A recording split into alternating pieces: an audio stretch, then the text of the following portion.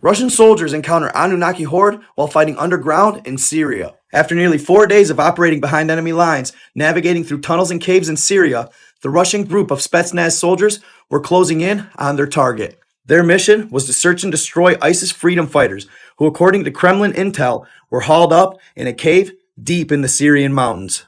They had been navigating the vast network of tunnels for hours, when as they approached their objective, Captain Vasilyevich held up his fist to halt. He points to his ears and speaks into the mic. Слушай. About 100 feet ahead, as they peered through the stalagmite-filled cavern, there appeared to be an opening. When listening carefully, you could hear the hum of a group of ISIS soldiers talking. According to their intel, the ISIS soldiers were set up in a small opening within the mountain system that had 2 to 3 tunnels leading to the high ground. Vasilyevich orders one of his group to go scout. He's gone about 5 minutes and comes back and relays that there's 50 to 60 soldiers with their guard down in this cavern. And you know the drill, my people. For entertainment purposes only, what I present to you may or may not be true. I just give the details and let you decide. Enjoy this one. It's the perfect opportunity. These freedom fighters aren't even expecting what's coming. Vasilyevich then orders them to move towards the cavern, and they do so quietly. When they get to the opening, they ambush the ISIS freedom fighters, taking all of them out. They continued sweeping the rest of the cavern to make sure they had neutralized all the threats. And they did. Vasilyevich was just about ready to radio mission success back to the headquarters, when suddenly he hears something. It seems to be beeping and chirping sounds from the cavern adjacent to the one they were in. He gets in the ready formation and tells his men to move forward. He'd detail in his report later that it reminded him of some form of primitive Morse code. He and his crew of 15 moved forcefully to the next cavern over. This cavern was even bigger than the one they were just in. Their ceilings were 100 meters high, and they couldn't believe what they were seeing. The group of highly trained Spetsnaz warriors stood there stunned. It was a team of Annunaki warriors that stood anywhere from 5 to 15 meters tall, and they weren't happy about the Russian soldiers' presence. You could hear the sound of what seemed like a laser being fired from a plasma weapon echo from the cavern walls. Vasilyevich looks to his left, and one of his soldiers disintegrates before his eyes to a pile of nothing. Annunaki warriors gained the advantage in a matter of seconds. They were laying it on thick as the golden rays from their particle beams illuminated the cavern walls. Vasilyevich watched as 8 of his men were reduced to nothing. And as the Russians fired upon their enemy, the captain quickly realized that their bullets had no effect on the exoskeleton of the Annunaki. They simply bounced off. Atadzits! He yells, as he knew they didn't stand a chance, so he and the remaining men started to flee. The Annunaki warriors began their pursuit. They were out for blood. They continued to outflank them throughout the network of tunnels. It was as if they knew them like the back of their hand. Vasilyevich's men could feel them hot on their heels. They had laser beams flying past their heads. One, then another, then another. 3 more of his men go down. As they stumble through the underground caves, 2 more of his men go down. Now it's just Vasilyevich and 1 man remaining. When one of the Annunaki warriors gives out a loud cry, he's coming from an adjacent cave Vasilyevich just passed. He grabs the soldier behind him and slams him against the wall, crushing him. Fear swarms over Vasilyevich's body at the sight. There's only 50 feet left. He gets a burst of adrenaline and sprints towards daylight. He can hear one of the Annunaki giant's footsteps just feet behind him when he bursts through the opening. He stumbles and falls to his stomach, just waiting for the foot of one of the warriors to crush him. But much to his surprise, nothing happens. He gets up, turns around, and the group of Annunaki are just standing at the cave exit, watching him. He turns and continues running with everything he has. Surprised, they're not pursuing him. He runs until he can run no more. He finds a safe spot and radios headquarters. He explains to them that all of his men are dead. He can't tell how over the radio, but he calls for a chopper. After getting back to base, he explains to his superiors exactly what took place in those caverns. Their response was bleak, much to his surprise, as if they already knew about these Annunaki warriors. Just a day later, they flew him back to Kremlin headquarters in Russia. There, he would tell his story to high-ranking Russian officials. They didn't hesitate, and they put a gag order on him and locked him away.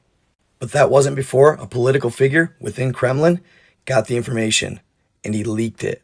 According to the producer of this story, this was leaked by a trusted source within the Kremlin organization. The Kremlin is a group of fortified Russian citadels, one of them being the presidential palace.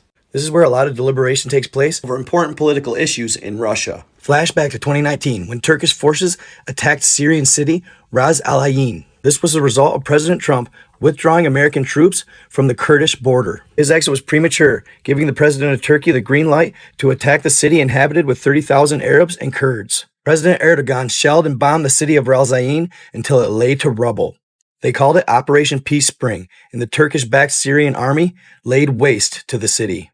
But this early attack drew some unwanted visitors, some Annunaki allies, a horde. These creatures were scattered throughout the Syrian caves when the bombing started, and it gave them just what they needed to attack the city. They emerge out of nowhere and join the carnage and begin taking people through their portals. They even take the corpses. Nobody really knows why, but you can assume. They abduct men and women alike. There is no discrimination, and they'll take them back through their stargates. It was at this moment that Putin was blindsided. He was preparing for a battle with these creatures, but not that soon. He and the Minister of Defense, Sergei Shoigu, had planned the attack for November, not October. Putin had a team of Spetsnaz soldiers ready. They had advanced weaponry given to them by the Minister of Defense to get rid of the disadvantages they had once had before while fighting these Annunaki horde. It was now shortly after dark, and the creatures were continuing their mayhem when 250 Russian Spetsnaz soldiers descended upon the Syrian city. But this time, they were prepared. The Minister of Defense had given them AK Kalashnikov rounds coated with a special substance, a top secret substance. This rendered the Annunaki exoskeleton useless, and it penetrated the skin, killing them instantly. As they drove past a street with bodies piled up in it due to the Annunaki horde, the Russians encountered the 35 creatures standing at 9 feet tall. They engaged the enemy using stun grenades and the special rounds with their AKs, and the Annunaki horde were stunned. The 35 of them are frozen solid, looking around as their counterparts dropped to the ground and disintegrated. Upon death, this breed of Annunaki secretes a liquid that disintegrates their body, so you can't harvest it and study it for scientific purposes. The hailstorm of bullets took out the Annunaki crossbreed. The Spetsnaz soldiers won the battle. According to the soldier that leaked this story, this is one of many battles that the armies have had with Annunaki warriors. So I basically stumbled over a number of stories like this where they claim certain forces from Russian to United States or American military to European military encounter Annunaki warriors. And it's been going on for some time. Of course, this is just alleged, so take it with a grain of salt. It could be true, may not be true. But at the end of the day, I think it's noteworthy, and that's why I'm sharing these stories with you. To me, it seems like Russia tends to battle with them more than any country. There was even a battle with them where they used some sort of turret on top of a Humvee that shot out a laser that they could neutralize them with. So if this is the case, then countries have been working with technology that can take out Annunaki or extraterrestrials alike. And from what I'm reading, it seems like they started showing up in 2019, late 2018, 2019, 2020, right before COVID. So is that a foresight to anything? Maybe, maybe not. But it's good to make reference of it. Either way, even if these aren't real, they're awesome stories. They would make great Hollywood flicks. Like, somebody's got to put them on. End of the day, this is what I do. I hope you all enjoyed it. Alright, y'all. Just when we thought it couldn't get any crazier surrounding the drones of New Jersey, things just keep ramping up. From drones getting stuck in trees for hours that look truthfully out of this world to Russian radio transmissions coming through on local radio stations. Even weird radio transmissions coming through from Michigan, and one guy even had some coming through his Sony PlayStation controller. What's going on? Let's take a look and we'll see what y'all think. This is, of course, for entertainment purposes only. May or may not be true. This is all speculation, and frankly, all of this could be a psyop.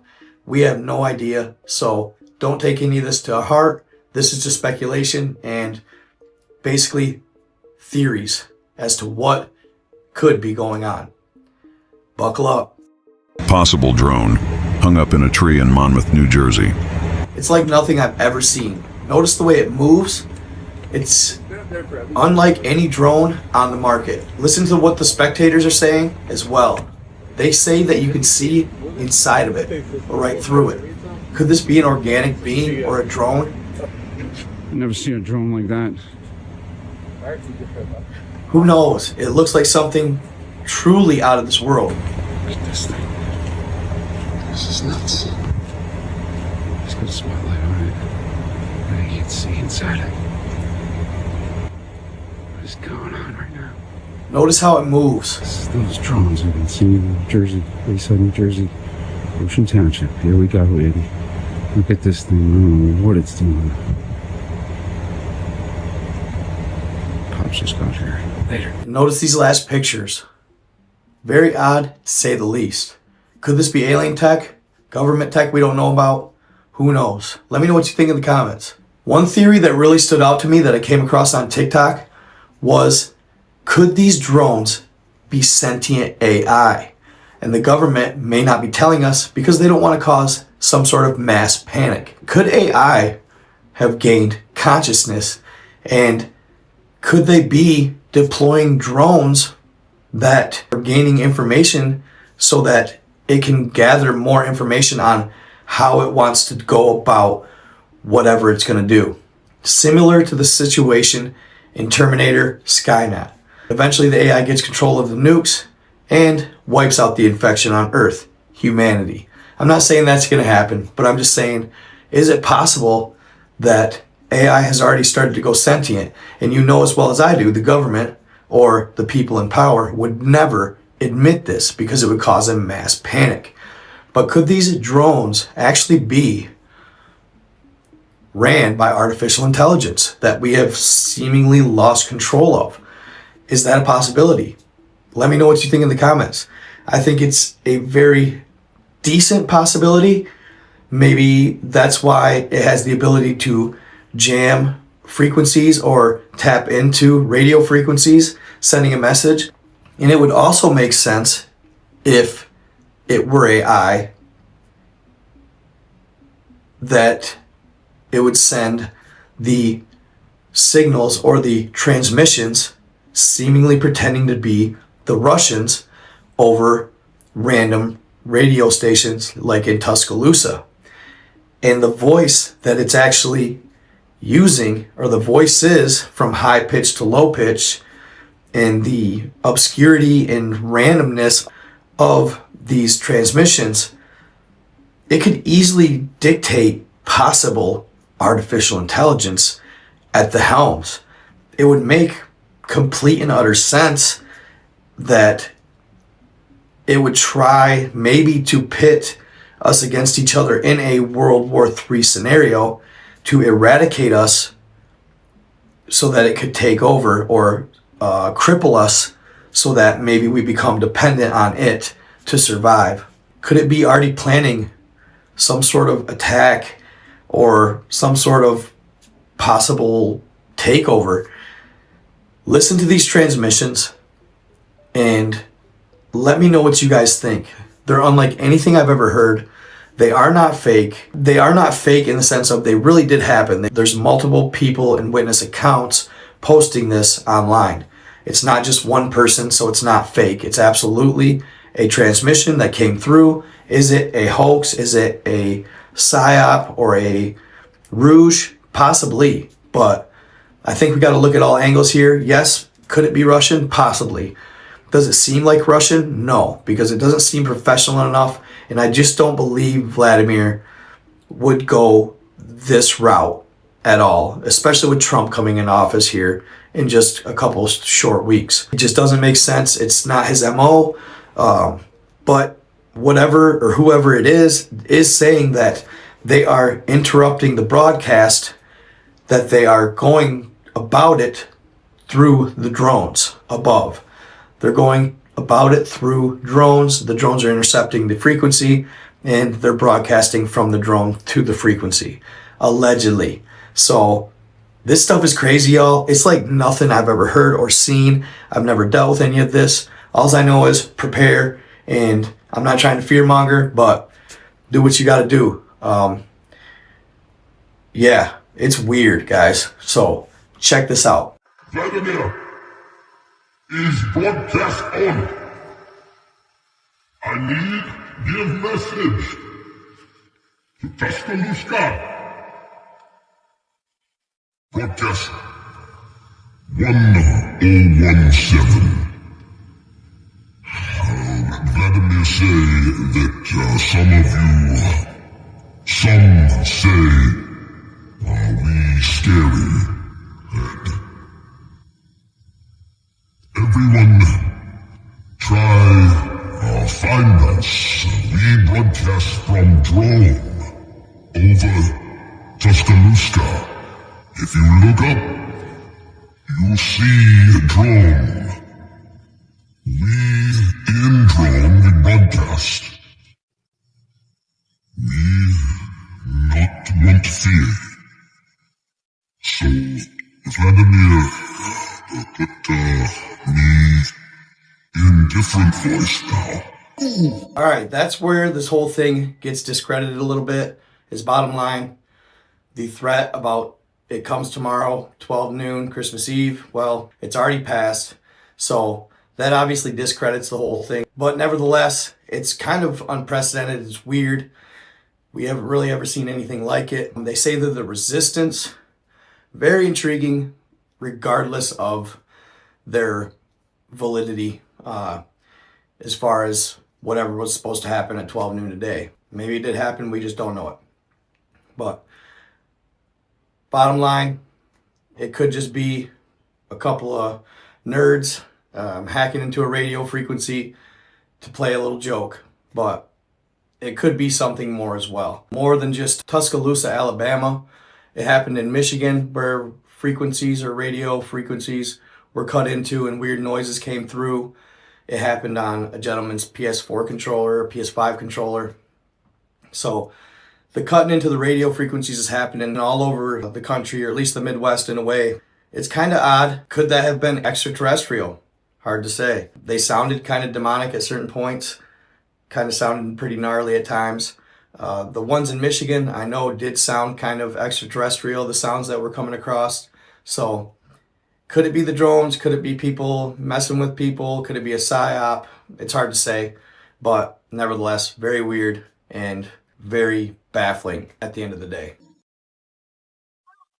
Делать, когда мы все кончим. Готовитесь все. Отводитесь. В жизни вы никогда не видели. Готовитесь. Поверьте мне, готовитесь. Let the revolution begin.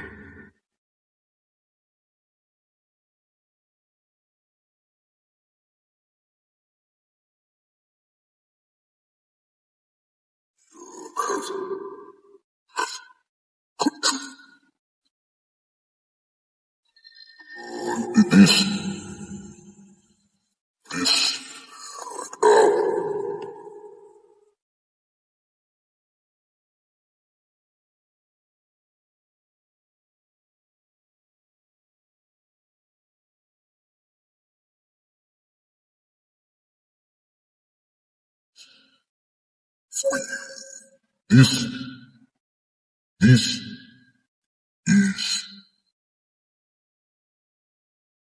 control. Vladimir. Christmas Eve, we do special noon. 12 noon, and we all live Tuscaloosa.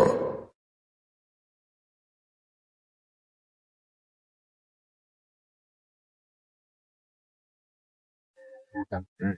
We're being attacked.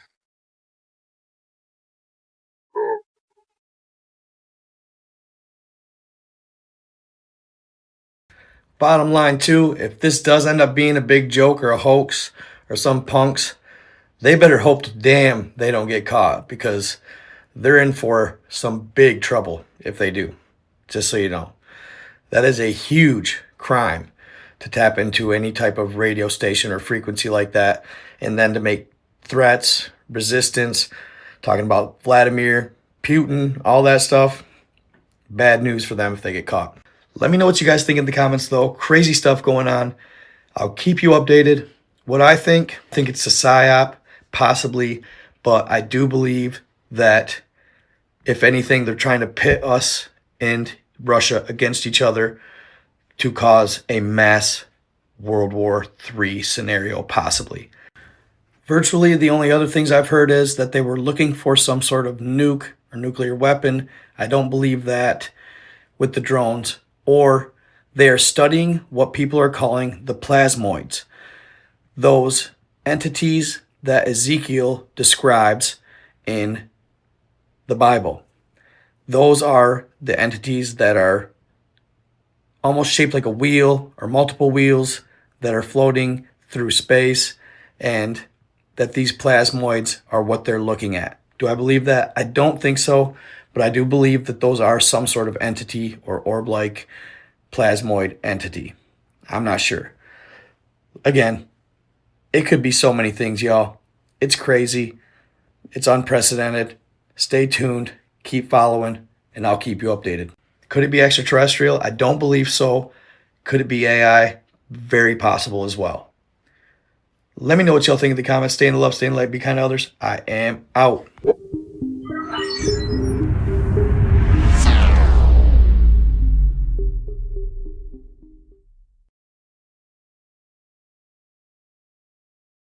Was there an egg-shaped UFO retrieved from over 2,000 feet below Antarctica's ice? And was there an extraterrestrial being known as the Nordics found in Stasis near the craft as well? And what's with all the planes crashing this year? I'm going to cover that and more. So before we even begin, I want to show you what was allegedly discovered in Antarctica and the video provided by a whistleblower who was flying the chopper while they were recovering the craft. Where are the shadows from the chopper blades?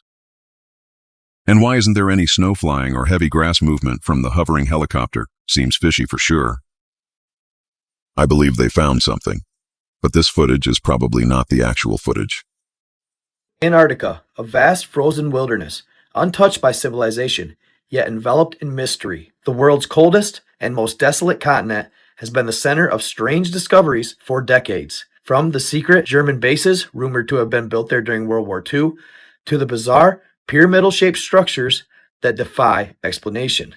Antarctica holds secrets that governments and scientists seem reluctant to share with the public, but nothing compares to what allegedly happened deep beneath the ice, where a team of explorers stumbled upon something beyond comprehension. Scientists, military personnel, and even conspiracy theorists have long speculated that something lies beneath the ice there. But in recent years, a story has surfaced, one that could change everything we know about history and extraterrestrial life on Earth. An egg-shaped UFO, hidden in an ancient cavern beneath the Antarctic ice. And what's more, inside, a being was found, frozen, yet eerily well preserved. Some say it wasn't human. An aircraft unlike anything seen before, egg-shaped, metallic, completely intact, and inside, a discovery even more chilling. A humanoid figure, tall and Nordic-looking, lying in what appeared to be a stasis chamber, frozen in time. Was this an ancient visitor waiting to be awakened? The discovery allegedly took place when a research team drilling through the ice detected an anomaly, a massive structure buried more than 2,000 feet below the surface. Initial scans revealed a perfect oval shape, unlike any natural rock formation. Suspicious of what they had found, the team dug deeper, and that's when they saw it, a craft covered in a thick layer of ice, despite being buried for what seems to be thousands of years, possibly even millions of years. The object shows no sign of corrosion. As they carefully excavated the site, they found an entrance, sealed shut but intact.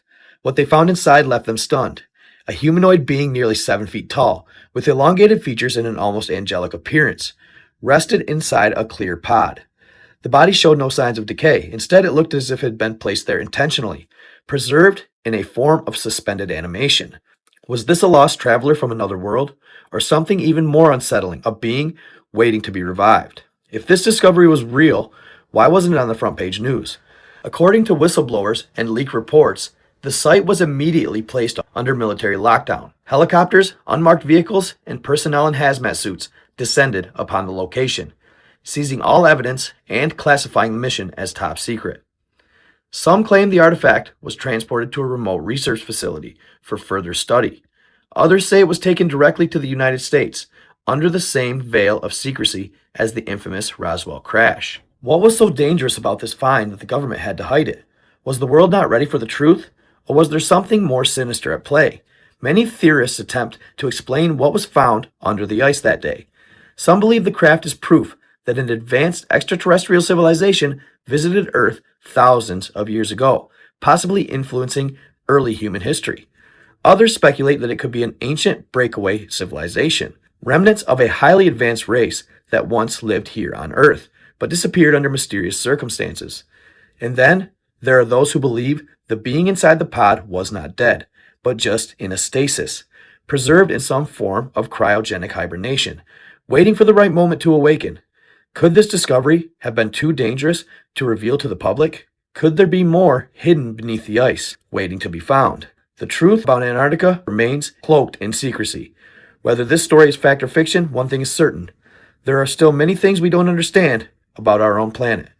Could an advanced race have visited Earth long before recorded history? Could they still be out there, watching? Let me know what you think in the comments. Is this just another wild conspiracy, or is the truth sometimes stranger than fiction? Don't forget to like, subscribe for more deep dives into the unknown and mysterious. Jacob Barber, a former U.S. Air Force veteran, had recently come forward with claims about his involvement in a covert, unidentified aerial phenomenon retrieval program. His assertions have garnered significant attention and have been featured in various media outlets. Barber enlisted in the U.S. Air Force in the late 1990s, serving as an aerospace mechanic.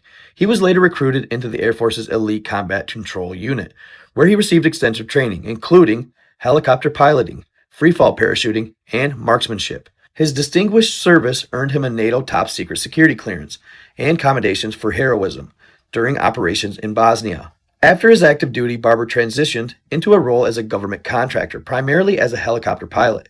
He asserts that during this period, he participated in missions to recover downed aircraft, some of which he believes were of non-human origin.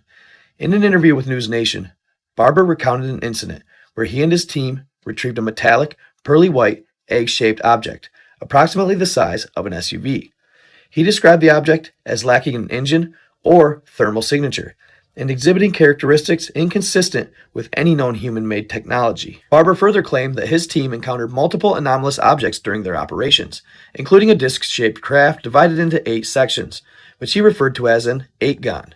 He also described experiencing profound emotional sensations during these missions, which he interpreted as a form of communication or connection with said objects. And Barber's assertions have been supported by several former military personnel. Colonel John Blitch, a former Delta Force sniper and nuclear weapons battalion commander, has publicly endorsed Barber's credibility, affirming his belief in the existence of recovered UAPs. Additionally, 3 other special operations veterans have corroborated Barber's credentials and his involvement in their retrieval operations.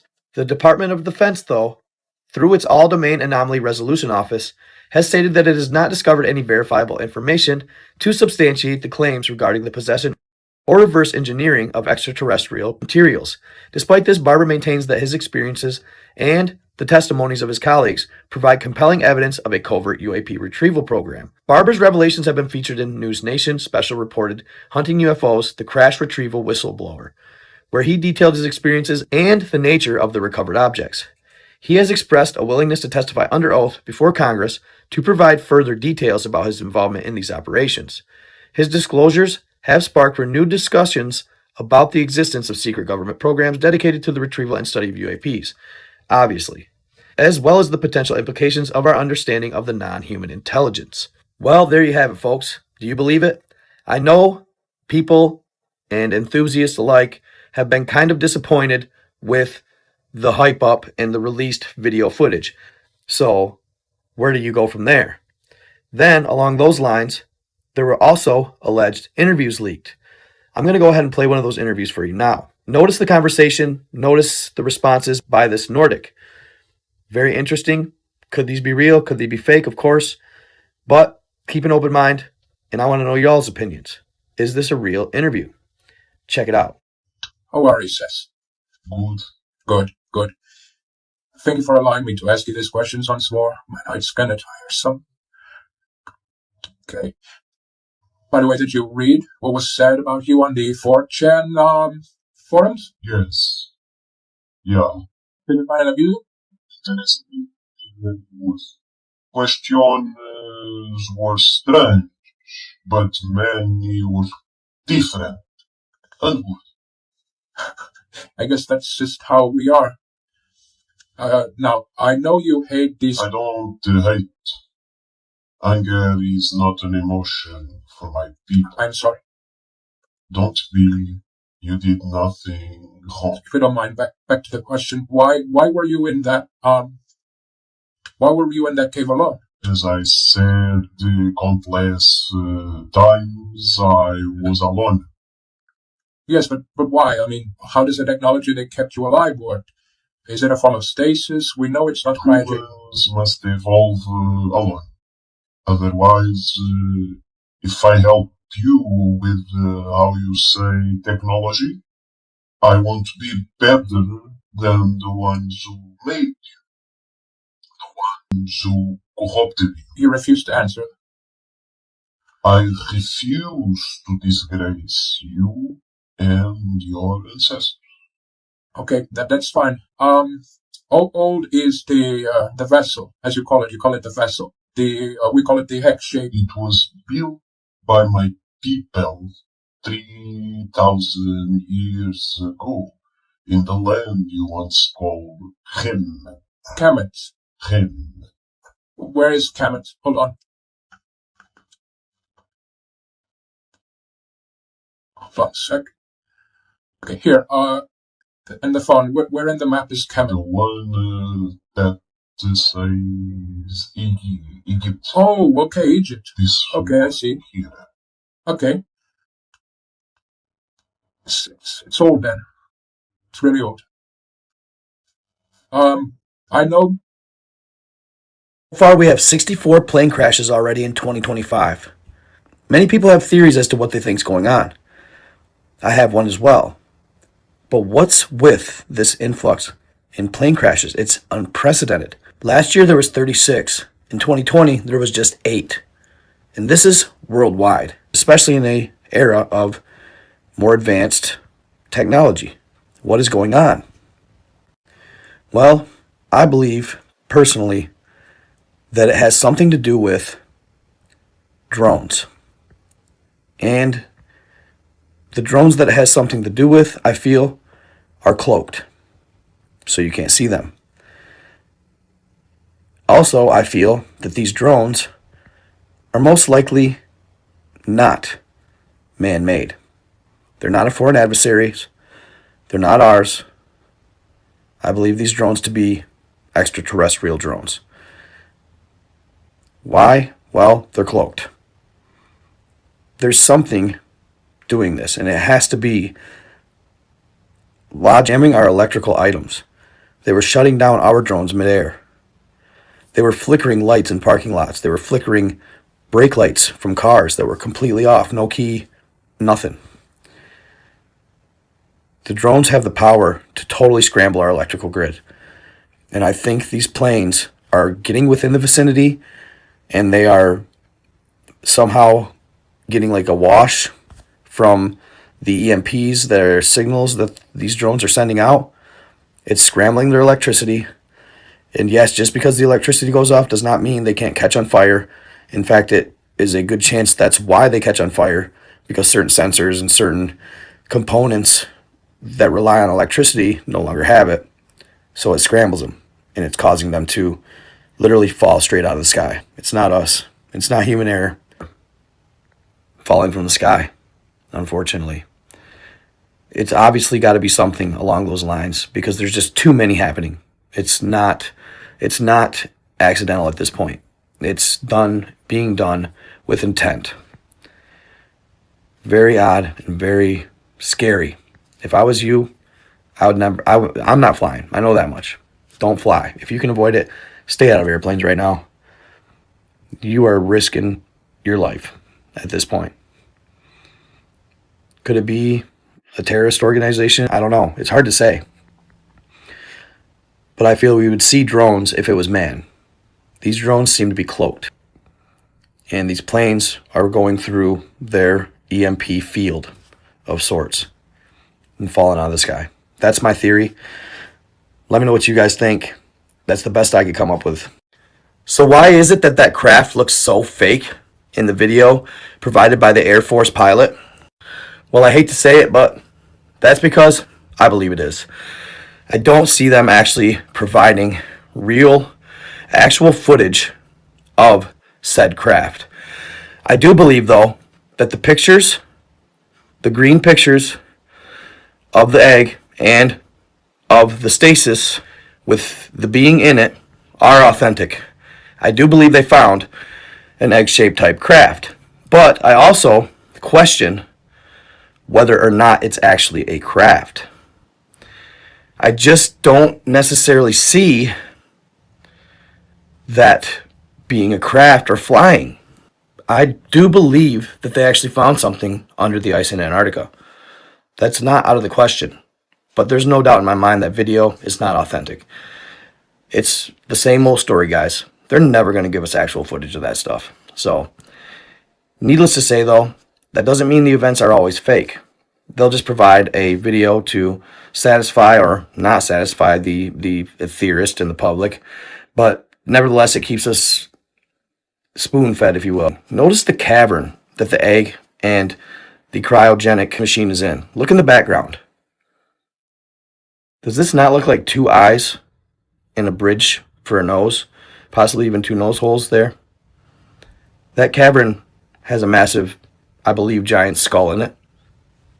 The being wouldn't allow us to figure out how to get in the egg-shaped UFO, right? Well, what if it's not meant to get in?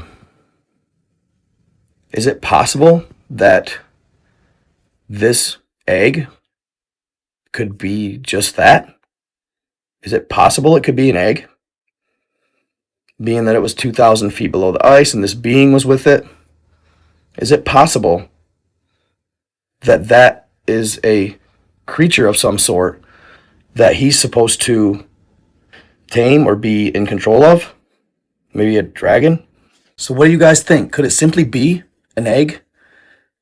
Ancient civilizations, from the Mayans to the Vikings in Norse mythology, spoke of a type of cosmic egg, or had myths and legends pertaining to sea creatures and the like being born after being in an egg for millennia, hatching. In certain stories and legends, it would only hatch when things lined up cosmically.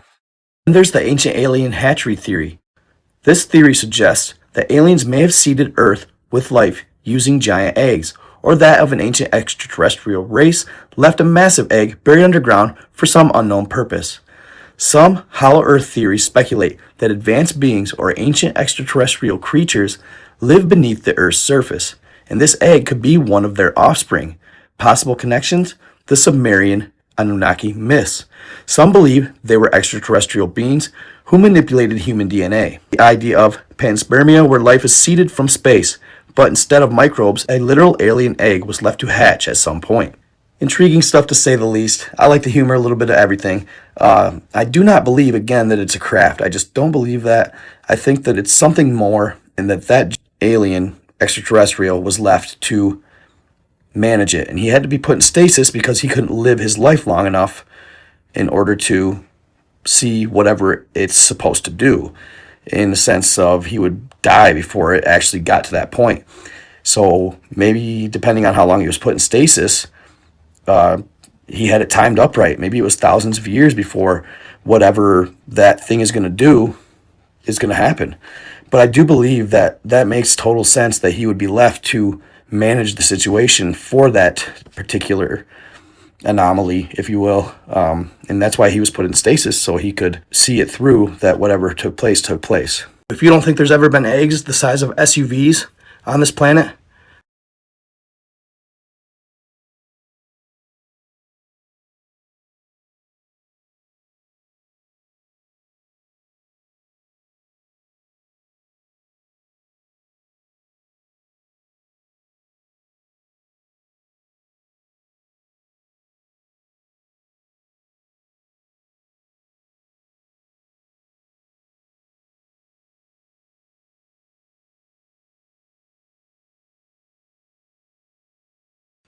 I might be reaching, but that's what we do here.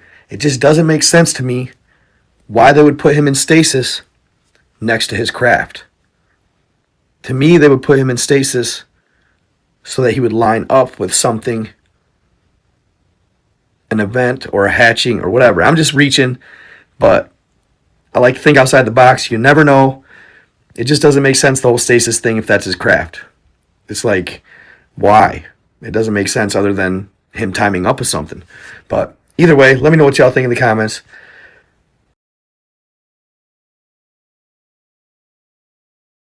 Old Google Earth footage of what could be the massive spacecraft being exposed in Greenland due to the melting ice caps. A UFO that's 300 miles long, 2 miles tall, and 55 miles wide. A craft that they say was buried under the ice for 50,000 years, can control weather, and is still active today. Buckle up, it's about to get real. You heard it here first. What's up, my Night God family? So, a lot of you were asking about where exactly this UFO was located in Greenland. That you couldn't see it on Google Earth, okay? And I meant to throw this in as part of my video, but it got so long that I'm just gonna make a separate video on it. So what I'm gonna show you is old footage. And you can tell this guy, he posted it 4 years ago on YouTube, but he got this footage from older footage. It has to be. And I think it came from the time when Google Earth was more or less live and updated in real time. It was like that for the first couple of years it was up, or maybe the first year, but then it started getting sketchy, so they changed it. But I think this is from that time. And you can see exactly what I'm talking about as far as the Greenland UFO in Greenland. He zooms in on it. It's not a picture perfect, clear photo of it, but it gives you an idea of what it is and just how big it is. Check this out. Then, right after this, I have a special treat for you guys. It's very cool, so stay tuned.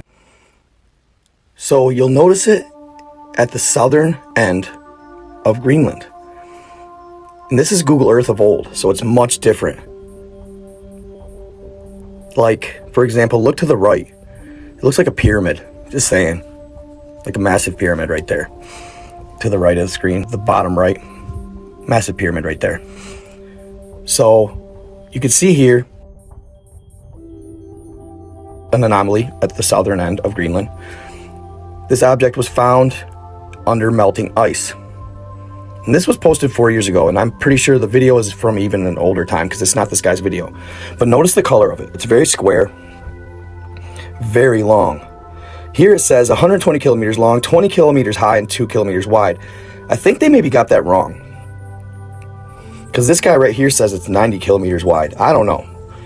It's up in the air at this point. But notice the colors. Very interesting colors. It's very square, and it is massive. It's huge. I wish it was still there so I could go measure it and kind of scope it out. But notice the very straight lines, very clean. An amazing craft, especially if it's what they say it is. Is this proof? I'm not sure. I don't know if you'd call it proof or not. But there's something there.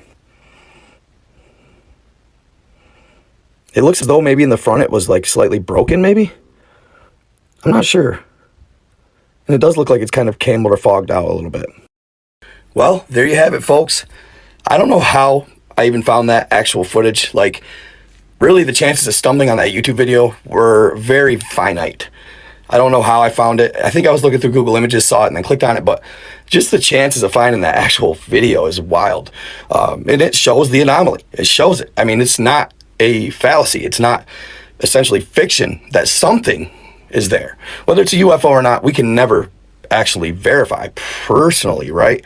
You know, if a witness came forward, a whistleblower or something like that, maybe, but allegedly, if you watched my previous video on the subject, they take a gas-powered, like not gas, like conventional gas, like propane gas-powered Caterpillar, 200 miles back and forth to it because they can't get planes to it, they can't get more or less electrical vehicles to it, I want to say. It shuts them all down.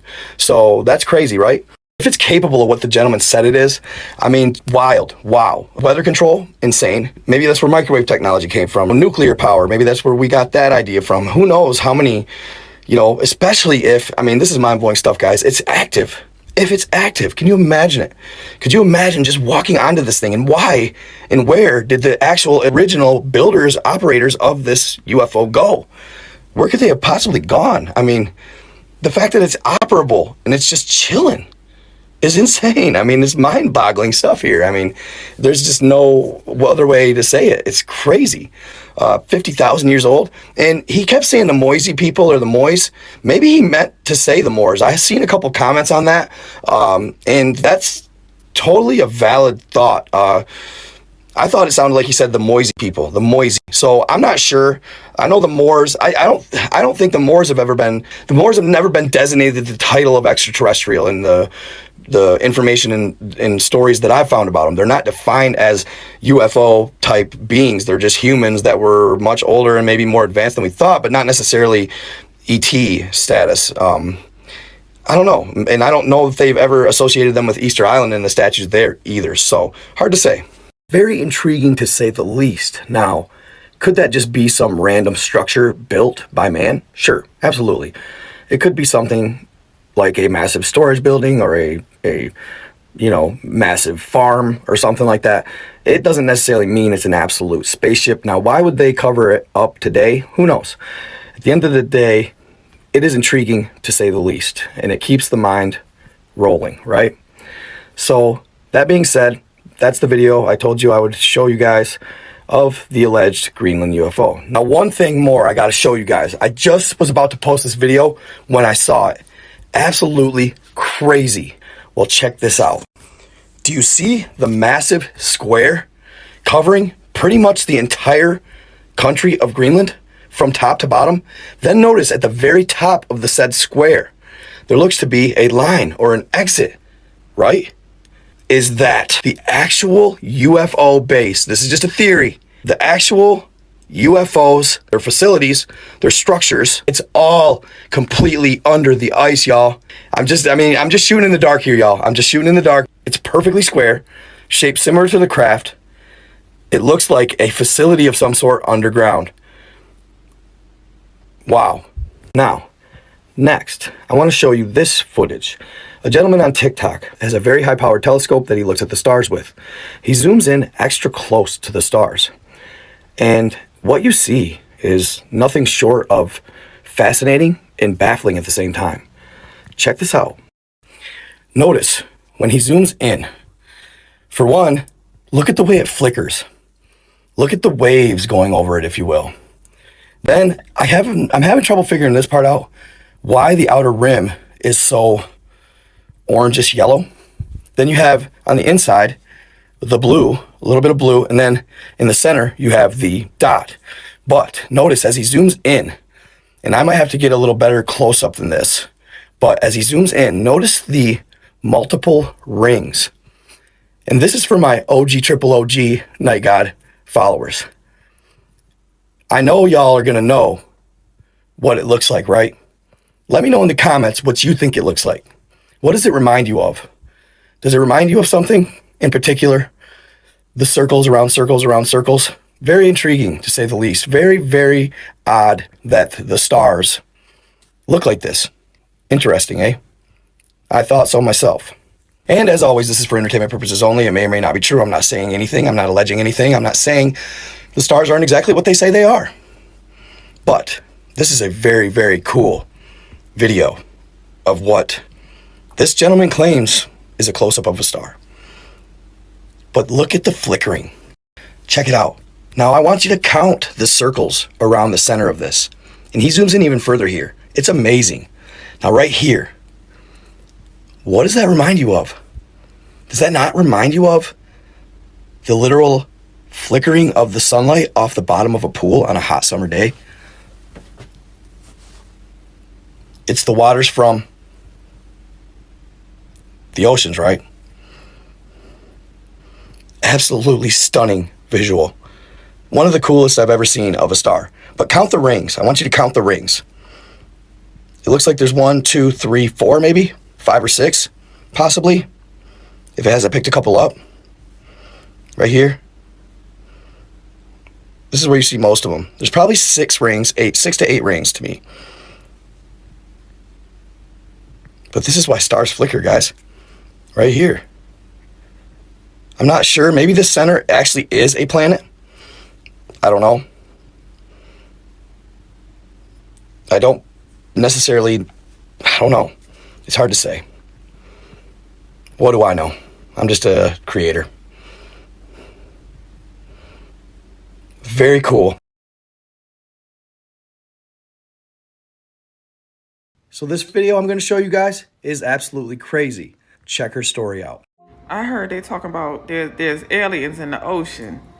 It's time for me to tell y'all my story. Let me tell y'all my story. So back in 2014, I was living in Kumasi, Ghana, but we took trips to Cape Coast, Ghana. Well, this particular time, I was the only one who wanted to go to Cape Coast with the grown folks. It was my professor and her two friends who came to visit. Now, here's the thing. Because I was the only younger person who wanted to go, I hung out by myself a lot, right? I didn't want to hang out with the elders. I love the elders, but I didn't want to be with them all day. I wanted to mix and mingle with the locals.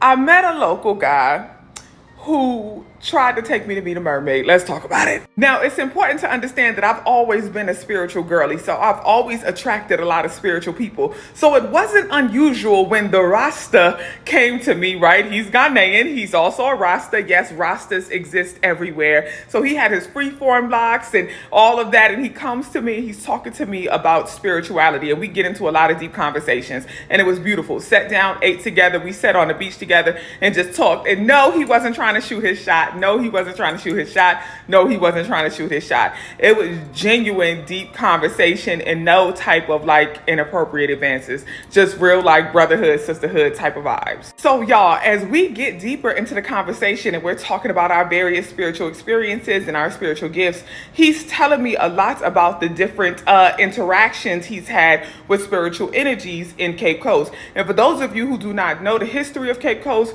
do your Googles, but Cape Coast is where the castles are, and the castles are essentially the point of no return, right? So do your Google, do your research and all of that stuff, but we're in that area, right by Elmina, and all of the energy is there. The energy of our ancestors who were enslaved, who were stolen from the land is there. So he's telling me about all his experiences with that energy. Then the water starts picking up, right? Because it's getting later in the day. So naturally the tide starts rising, the water starts picking up, and we start talking about the energy of water. And then he's telling me about his friendship with the mermaid. Yeah. There's like a bunch of like rocks leading deep into the ocean. So he says at night he walks out to the rocks, right? He walks the rocks deep out in the ocean, and he points to one that's like way out there, and he's like, I like to sit on that one. And he's telling me how there's this mermaid who comes up and they communicate, right? Energetically, they communicate. She's not speaking English like, what's up, bro? But he's like, there's a spiritual communication. And any of my spiritual people who have spiritual gifts, you know what this is. He's talking about the energy that she has and how she is and all of that stuff. And he's talking about how essentially like she's sweet, she's kind, but she talks about how there are other ones who are not so nice. And he explains the reason why, you know, some of them carry different energies and different intentions. He's talking to me about offerings that he brings her and gives her. He's telling me what she looks like and all of this. And let's be clear, it's not what you see in Disney movies and all of that. His description of her is nothing like that. It's very much like her energy is beautiful, but I don't want to say too much. I don't want to say too much. Just know her energy is beautiful, but she looks like a creature under the water. And the thing that he told me that made me not go back there with him is she was not born there. She became. She was an offering, and she became. Now, 1 + 1 = 2. And because 1 + 1 = 2, he asked me if I wanted to meet her. Now, at this point, this is 2024, this is 10 years ago. I was in my early 20s. I was a little nervous. I said, meet her. What you mean meet her? Meet her how? How we gonna meet? You gonna FaceTime her? What you mean meet her? He said, meet me out here tonight and I'll take you out there. Tonight? The water is already rocking and rolling. Tonight? What you mean? You trying to offer me up? You trying to put me down there? I didn't go. He knocked on my door. It was probably like maybe 1 a.m., 2 a.m.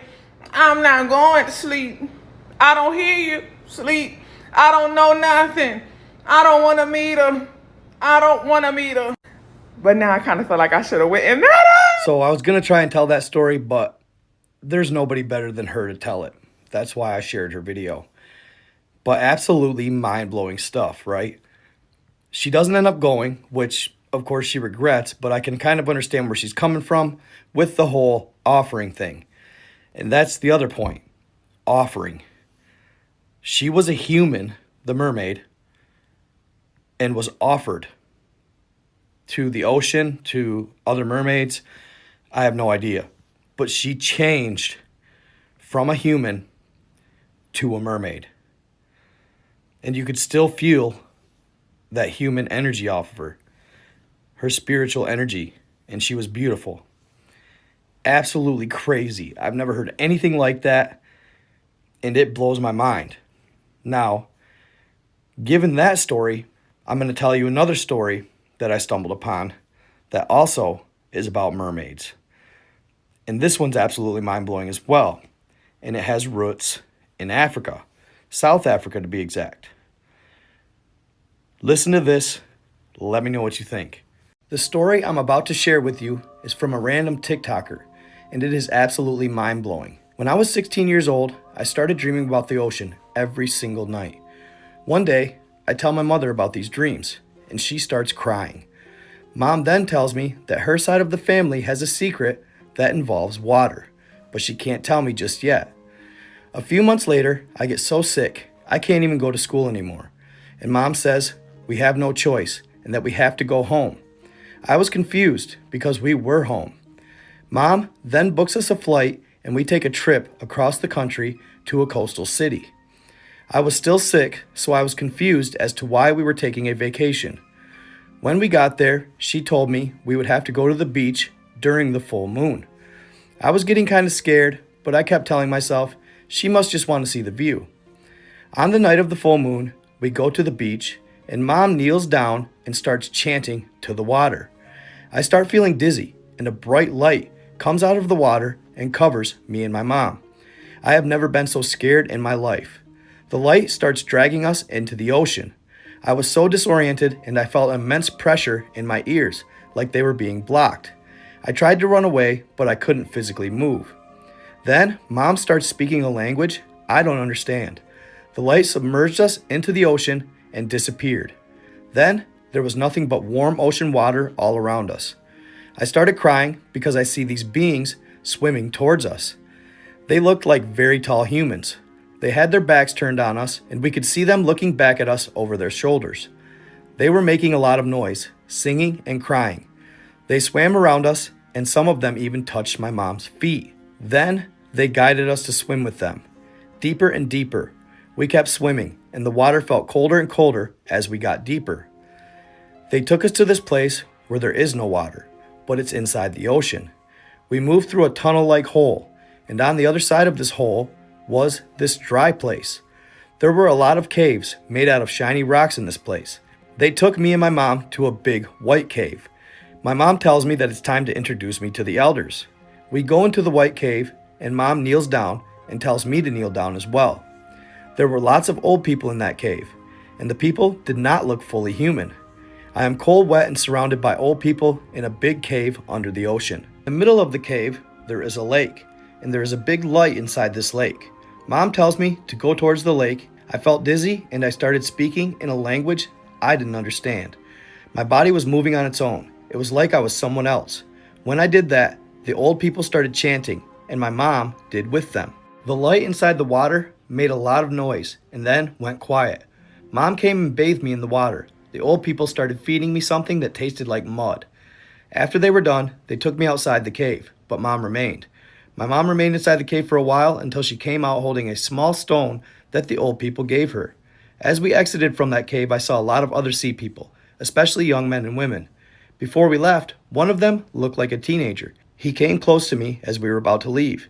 He was the only one who changed himself to be my size. He knelt down in front of me and said hi. Then we swam back up out of the water in the way we came, and the white light took us back to the beach. By the time we came back up, it was at sunrise, but 4 days later. Next week, I'm supposed to go to school like nothing happened. And Mom continues to deliver messages from the ocean to the royal family of South Africa. So above me is alleged footage of the 1893 Chicago World Fair.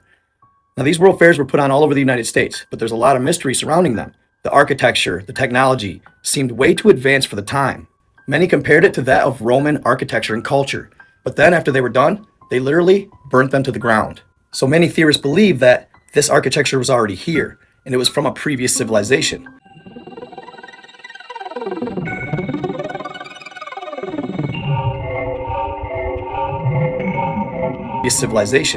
Now I want you to look at this video and look at it closely.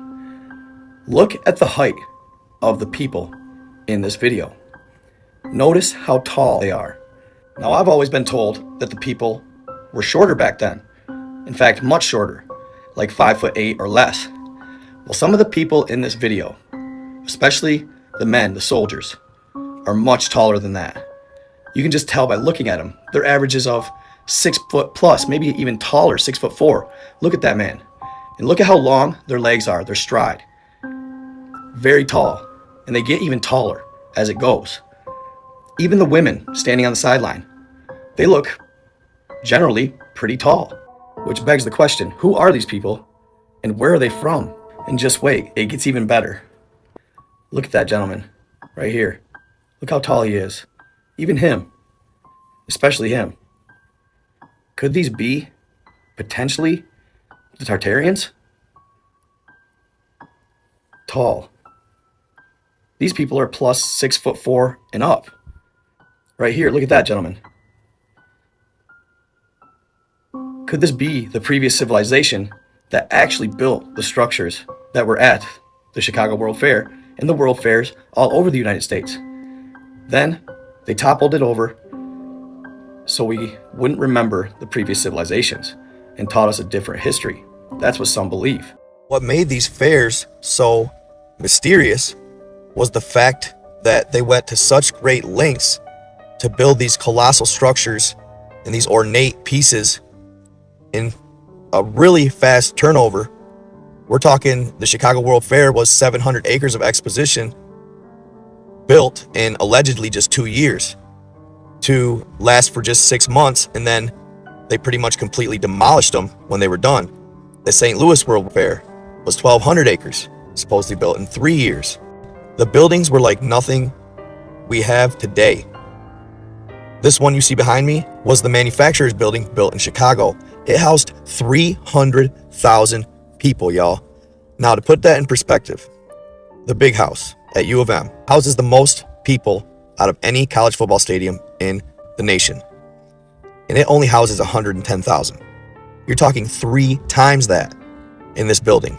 Next is the electricity. Tesla and Westinghouse won the contract for the Chicago Exposition. They supposedly sourced from Niagara Falls all the way to Chicago. Now, thousands upon thousands of light bulbs were used to light up these beautiful sceneries. And it's almost hard to grasp just how much electricity that would take. They had electric trains, floating concert halls that were moving along the water as the concert played. Then there was the world-renowned Statue of the Republic that stood 65 feet high.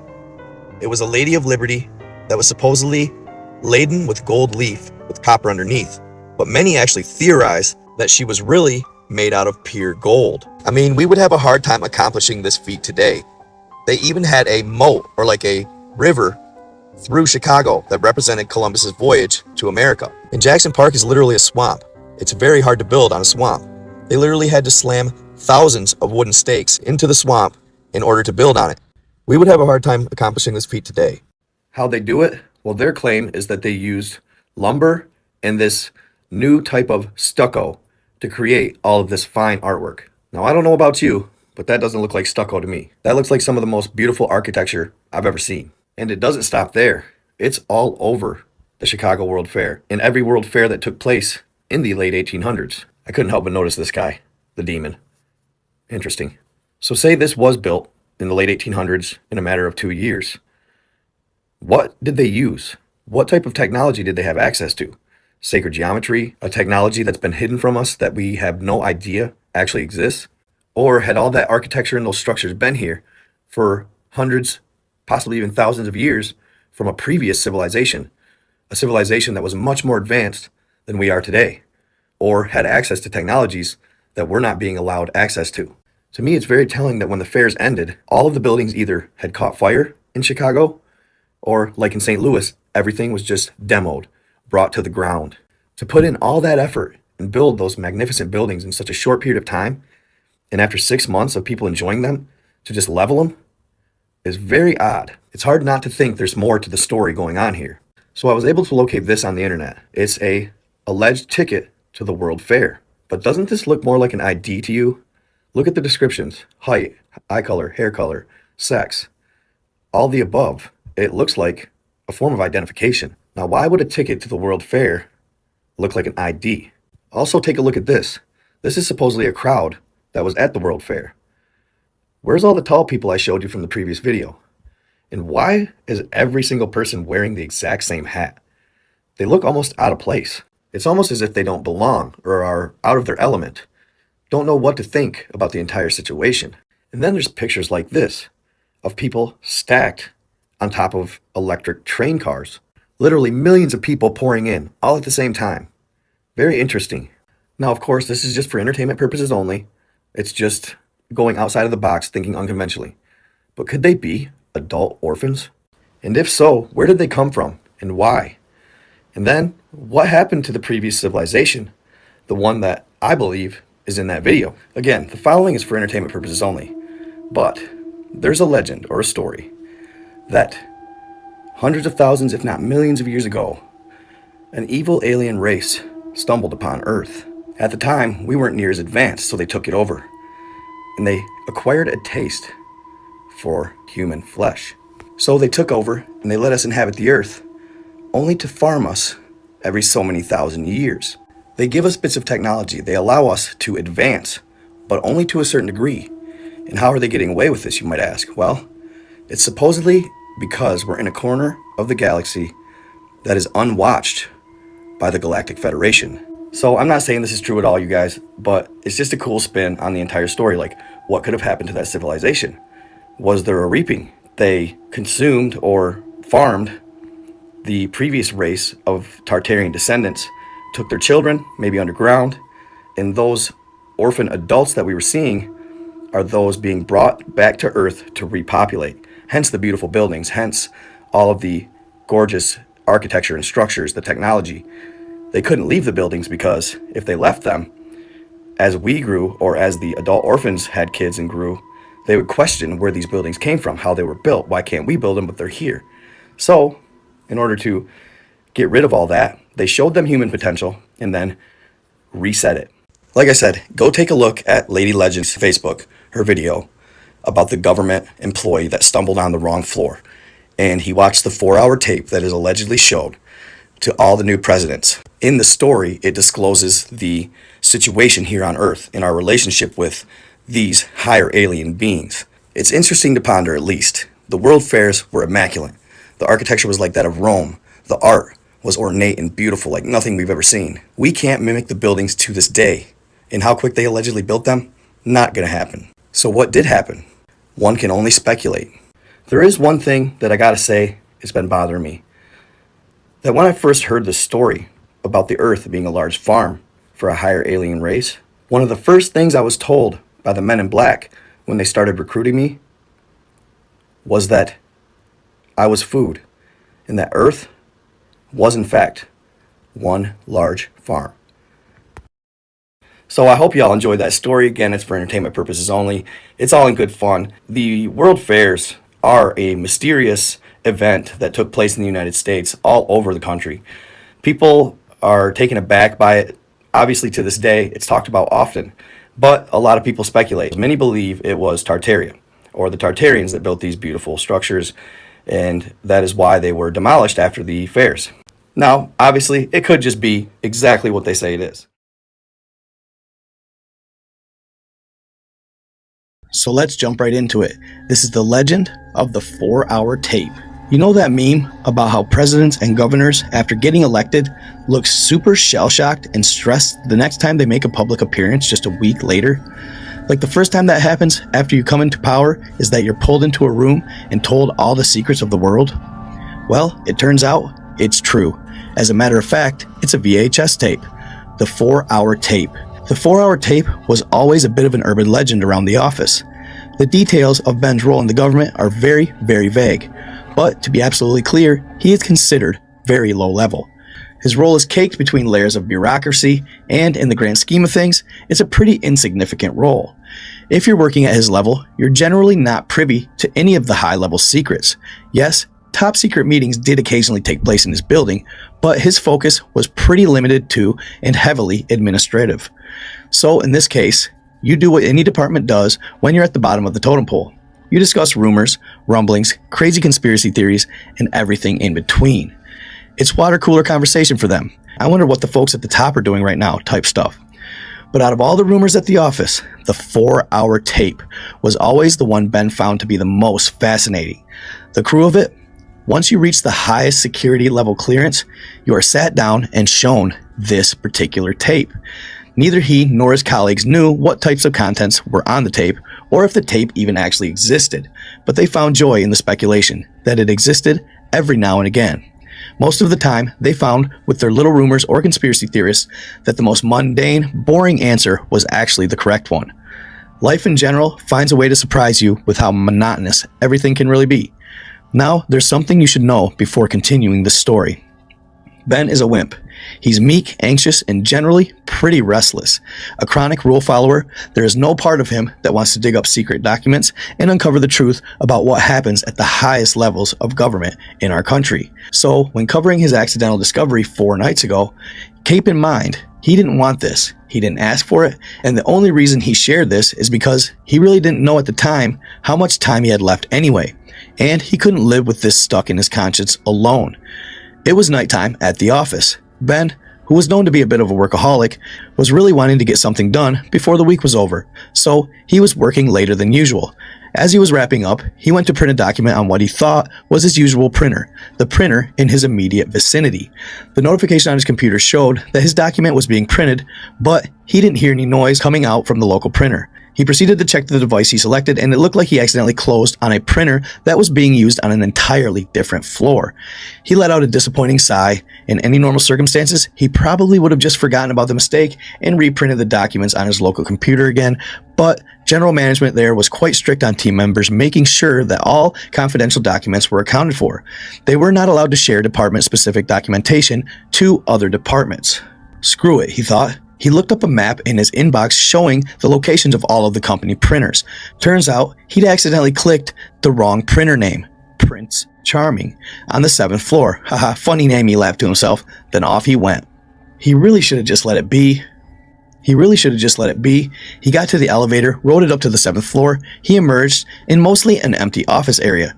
In case you're wondering, the building is huge where he worked, but he'd worked there long enough to know his way around, so he knew the area pretty well.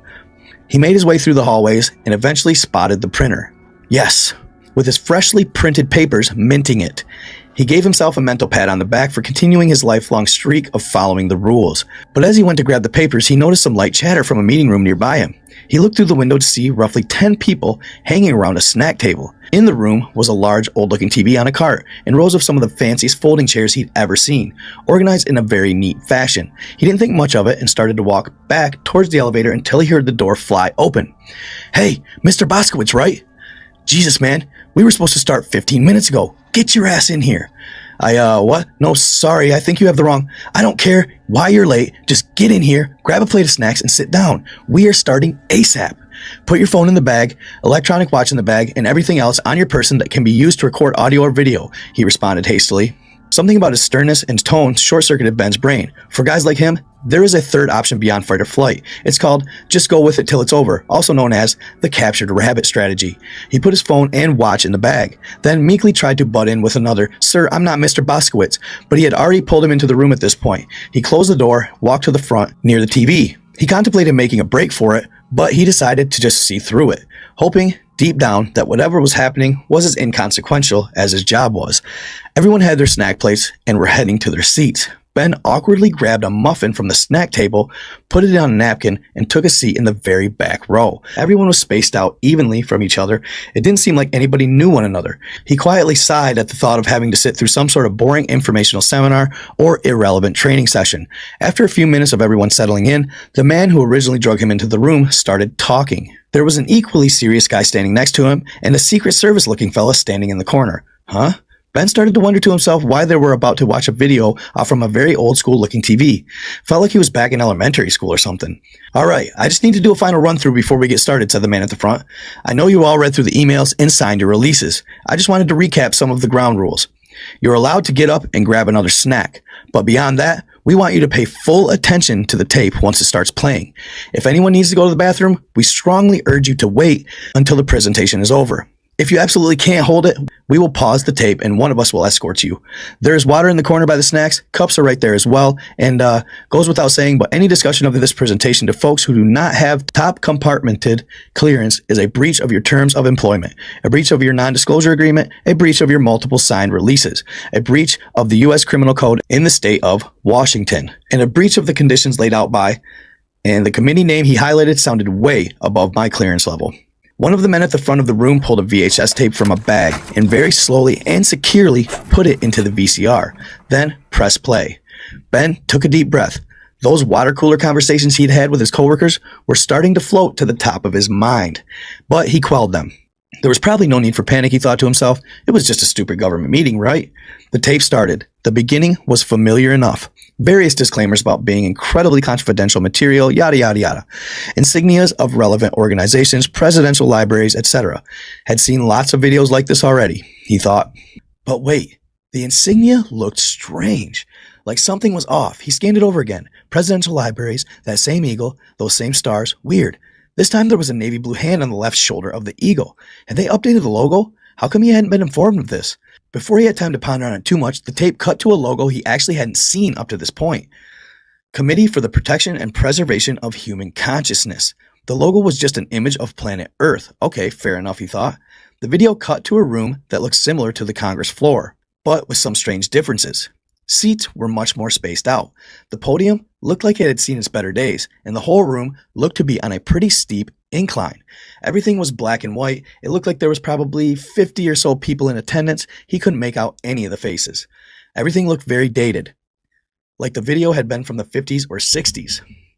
The tape lingered on this one shot for quite a while. Minutes passed. Ben noticed what looked like a choir, all in outfit and perfectly huddled next to each other, standing in one of the corners of the very large room. It was really starting to feel like he shouldn't have been seeing this. None of this was meant for his eyes, he told himself. After a few more minutes, the tape abruptly cut to an awkward angle of a man speaking at the podium in front of the room. It was way too zoomed in, enough that you couldn't see his eyes or his hair. It didn't look all that professional. You couldn't even tell who he was. He spoke. Members of the Committee for the Protection and Preservation of Human Consciousness, I thank you all for coming tonight. We are lucky to be in the good graces of our visitors today without rehashing our painful history. The tape cut to a camera slowly panning over all of the faces of the people seated in the room. The attendees looked pained, somber. The man continued his speech as the camera continued panning over the committee. We acknowledge that the journey to this moment has been an arduous one. I am pleased to say that humanity, faced with a dire ultimatum, has come to a majority decision. To our esteemed guests from across the solar system, we are thankful for the opportunity you have given us to negotiate with you. Adrenaline shot through Ben's entire being. Oh shit, we made contact with extraterrestrial life? This was the truth. Maybe like the saying, the truth would set him free. Before I outline the decision taken by humanity, I want to, from the bottom of my heart, thank the brilliant representatives from all of the nations across the world who came together to ensure that this decision was taken with the utmost responsibility, care, and appreciation for our human species. I am aware that this was not a unanimous decision. Shit, what did that mean? Sweat formed on Ben's brow. He suddenly felt nauseous. He awkwardly and slowly took a bite from his muffin. The tape returned to a now corrected angle of the speaker at the podium. His eyes were visible. They looked strained, like they'd seen multiple versions of hell. The nations who still disagree, he continued, I thank you nonetheless for accepting this majority decision. May this moment, which will be held in the secrecy throughout the rest of time, be appreciated as a critical milestone for human civilization. Tonight is not a victory, it is a somber moment. However, we were faced with only two options, extinction or accepting the terms of the treaty put forth by our visitors. We made our choice and believe time will show that it was the right decision. Well, what choice, Ben thought. I hereby announce that we accept the agreement put forth by our special guests who have chosen to go by the name Custodians, will allow humanity on the planet Earth to continue to populate, grow, and innovate. In return, all governments of the world will honor the promise. Ben was growing impatient as the gentleman continued. Spit it out, he thought. What was the damn agreement, he thought to himself. We will not be covering every element of this agreement in this session. I will, however, highlight the main points. At this point, the video showed the man at the podium looking down. He was reading something. For the first time, he looked nervous, scared even. His human nature shone right through. We honor the agreement that the Custodians hold the right to visit planet Earth on a recurring basis. They will be allowed to consume, for the basis of nourishment, a majority of our population on our planet after every visit. Remaining humans on Earth will be expected to breed and grow to capacity in time for the next visit. We acknowledge that we will maintain a parallel history which will be shared with our world's population to ensure that humanity stays motivated to continue existing as a species. This parallel history will suggest that mass extinction events are the result of man-made folly as opposed to the work of external forces. For the first time, Ben's flight or fight response was actually flight. He wanted to escape, but he didn't know what he'd even be running from. The last visit by the Custodians was approximately in the year 1346, and it lasted 7 years. We will continue to honor our parallel history around this event. He just wanted it to end. The next visit, which will not be met with resistance, will be in the year 2028 and will run for 1 full calendar year on Earth, marking a 675-year gap between the last significant visit by the species known as the Custodians. This visiting cadence is expected to speed up over time, as the remaining humans continue to sharpen their focus on building technology, allowing humanity to reproduce in a speedy and productive manner. Jesus Christ, it finally hit Ben like a high-speed train. Our planet is a goddamn farm. He wanted to look away, but he couldn't. The tape cut away to a larger view of the Congress-like room, the somber committee members in attendance, and the members of the choir in the corner, who one could only imagine looked horrified. Where were the visitors? Why can't I see them? Thought Ben. The camera panned to a number of larger, empty seats, the same slow style of video panning as the one that happened earlier with the committee members. No visible entities in the seats, but the seats themselves looked very blurry. The man at the podium carried on with his speech as the camera panning to the blurry seats continued. We acknowledge the privilege of knowing that there is indeed life in the cosmos, that extraterrestrial life has chosen to visit our planet, and that the cycle and balance provided by nature extends beyond the confines of this planet Earth. Much like humanity has found its place on Earth in the food chain, we acknowledge our place in the divine order of things when encountered with beings of greater power, understanding, cognitive function, and evolutionary progression. Oh hell, why did I stay late? Ben scolded himself. I should have made my identity clear from the beginning. I knew I wasn't supposed to see this. While the process of consumption is a painful and lengthy one, we respect the trade-off that comes with the preservation of our species. We also acknowledge, as part of the promise, that substitutes for human life in the form of clones, should we discover that technology in the future or other living species, will never function as a viable alternative for the nourishment, the speaker continued. Ben didn't need to know this. This was all way too specific for him. Our final major acknowledgement as part of this agreement is that we accept the Custodians as the Great Almighty. As the entities we will now refer to as God. God, as an interstellar species, has revealed itself to us, and thus, the continued existence for the Custodians is now the true priority of the people of our planet. We are blessed to play a part in the continuation of God. In God we trust. Amen. The tape then cut to footage of the choir as the speaker continued. We bless our visitors with this gift, a performance of the national anthems of all major nations of the world, and it will now commence. Audio of a very loud track of the Star-Spangled Banner started playing from the video. Ben's stomach sank. Audio of a very loud backing track of the Star-Spangled Banner started playing from the video. Ben's stomach sank. The tape showed footage of the choir singing on top of the track. Not sure if it was because they were scared for their lives, but you could really tell they were singing their hearts out. As they sang, the camera continued to pan over the blurry seats. They finished singing the anthem and then suddenly, fast forwarding. Hell, he had forgotten he was sitting in a room. He had disengaged from the video for a brief moment. He mentally returned to the present day.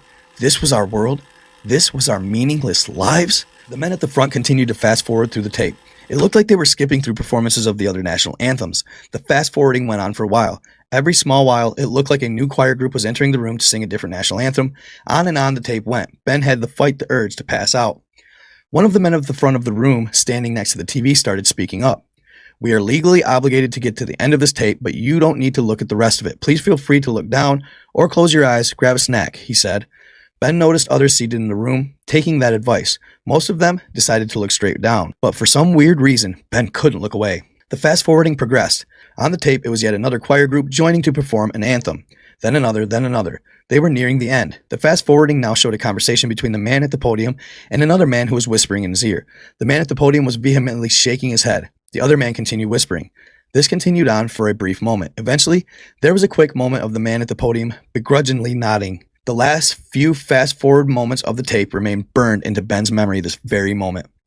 They were absolute chaos. The attendees were sitting in their chairs frozen, shivering, crying. The people in the various choirs were running around the rooms in fast motion. As the blurry spots started covering them and ungodly things started happening to them. Why didn't I look away? Thought Ben. If ever there was a time to follow orders, it felt like this thing went on for way longer than it should have. Finally, the men at the front of the room stopped the fast forwarding. They pressed play on the tape to cover the very final moment. In the tape, the man at the podium, clearly emotional, spoke his final line. The agreement has been ratified by the custodians. Thank you all for attending. The final shot of the video is the full room. The committee members in their seats shivering and crying. The dismantled bloody choir members strewn about the room. The blurry seats with dark liquid smeared on them. Then the video cut away. Back to the same insignia on the black backdrop. The presidential libraries, that eagle, those stars. The navy blue hand on the wing of the eagle. The lights in the conference room turned on. The rest of the night was a blur. The men at the front of the room told us it would be best for us to sit for an hour to digest the information. No discussion about the video was allowed to take place. When we were ready to stand, we were allowed to leave and go home. They gave us some pointers on how to accept the information over the coming weeks. Things like taking long walks, exercising, watching a sitcom, etc. Ben wasn't even worried about them realizing he wasn't supposed to be there. If anything, he felt a strange camaraderie with everyone in the room. They were all truly in the same boat. As soon as he left the building, he got in his car and just drove for as long as he could. He'd stop for gas, then just keep driving, stop again, then keep driving again and again. He's hauled up in a hotel right now. He's just glad he could get this off his chest. Funny thing is, all he can think about is the length of that stupid tape. While I can't confirm, I feel like if it were played straight through without fast forwarding, it would have been only 3 hours. I wonder if the 4-hour tape rumor came from the fact that we all needed that extra hour to digest the information. Well, as the self-appointed leader of the committee for the acknowledgement, we should have just chose extinction. I don't feel the need to honor our captors by calling them by their name. If I don't see you again, Reddit, I appreciate the water cooler conversation. So I hope y'all enjoyed that crazy-ass story. It was a mind-boggler for me. Could you imagine that we're actually a farm? Mind-blowing revelation. Could it be true? Lord knows. All of my stuff is for entertainment purposes only. May or may not be true. I just provide the information, let you decide. Let me know in the comments what you think. The following story is for entertainment purposes only. It's called I Was Earth's Ambassador for a Murderous Alien Race, and Negotiations Have Failed. Bill's story began several years ago, when he was a rising star in the mechanisms of the federal government and planning on a career within the political establishment in DC. This never came to pass, however, as he received what he thought at the time was a better job offer. Believe it or not, the employment opportunity that led him to this current predicament began in a typically cloak and dagger manner. He was approached by a high-level but essentially anonymous black-suited individual who claimed to work off the books for an agency interested in recruiting him for a special assignment. One that wouldn't just help his country, but the entire human race. So he was told. To him, it sounded so ridiculous, he almost laughed in the man's face. But he noted his expression was deadly serious, and guessed he wouldn't react well to the mockery. Besides, he had to admit that he was intrigued by the man's mysterious offer. The opportunity he'd been presented with sounded too good to be true, and he thought taking on this unusual job role could propel his career to previously unheard heights, and so he accepted the offer. What's happening, y'all? It's your boy Night God. Please like, follow, and subscribe before watching this video.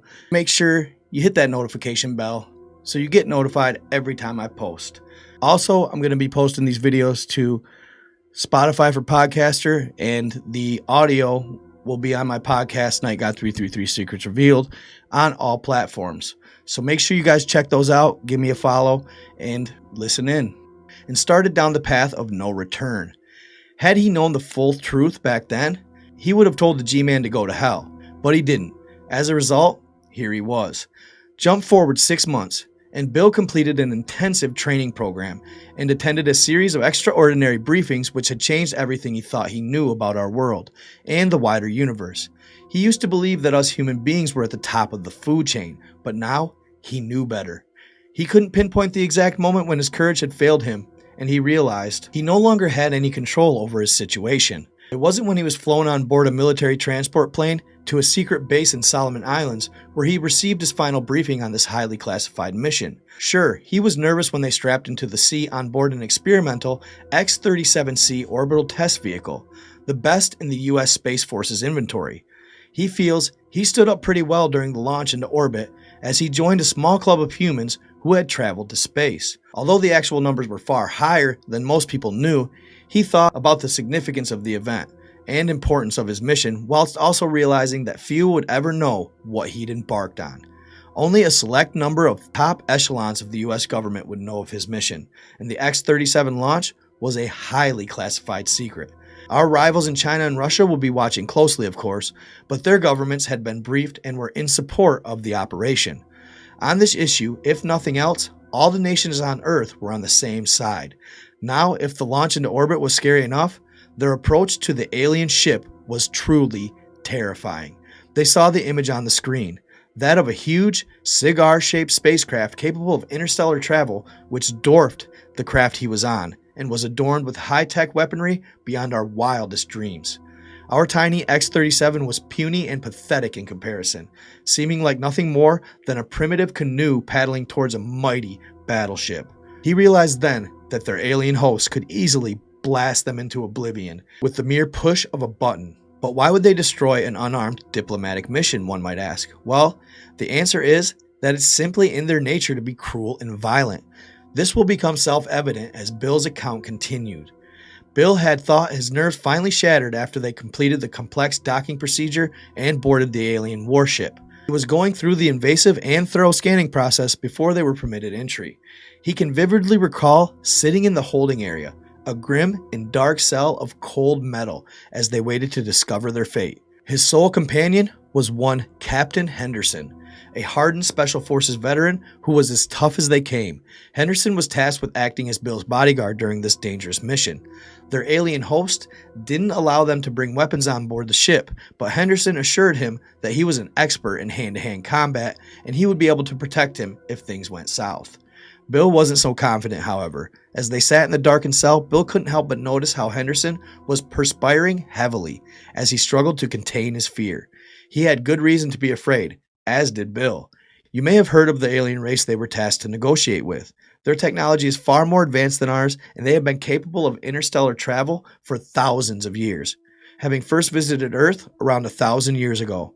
He'd never seen one in person, but their physical description was terrifying.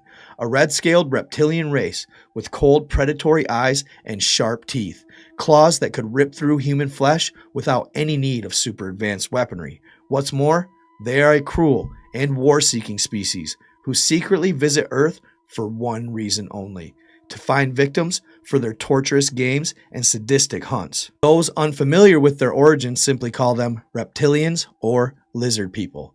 They don't know the full story, however, since the global governments have hidden the truth from the people for hundreds of years. The reptilians are in fact the Empire of Astro, a militaristic interstellar species from the TRAPPIST-1 star system, who waged bloody war upon their neighbors for millennia before a new galactic order established an uneasy peace to keep the custodians and other aggressors in check. But the Galactic Federation didn't stop the custodians from abducting, torturing, and murdering thousands of our citizens every year. In the United States, they simply turn a blind eye to these abductions, which inevitably occur in isolated areas, and the people they take are usually those who aren't missed, the homeless, drug addicts, or simply those without family and friends. In other countries, totalitarian regimes take the opportunity to donate victims to the Astri as a form of tribute, sending them prisoners, political dissidents, and so-called undesirables, as they cynically use the opportunity to kill two birds with one stone. This has been the state of affairs for too long, as the world leaders have sought to justify their collusion with the reptilian mass murderers, believing that the sacrifice of countless thousands is necessary for the greater good, and because they fear the consequences of denying the alien slavers, knowing all too well that the custodians could devastate the Earth's surface with their highly advanced weaponry with the touch of a button.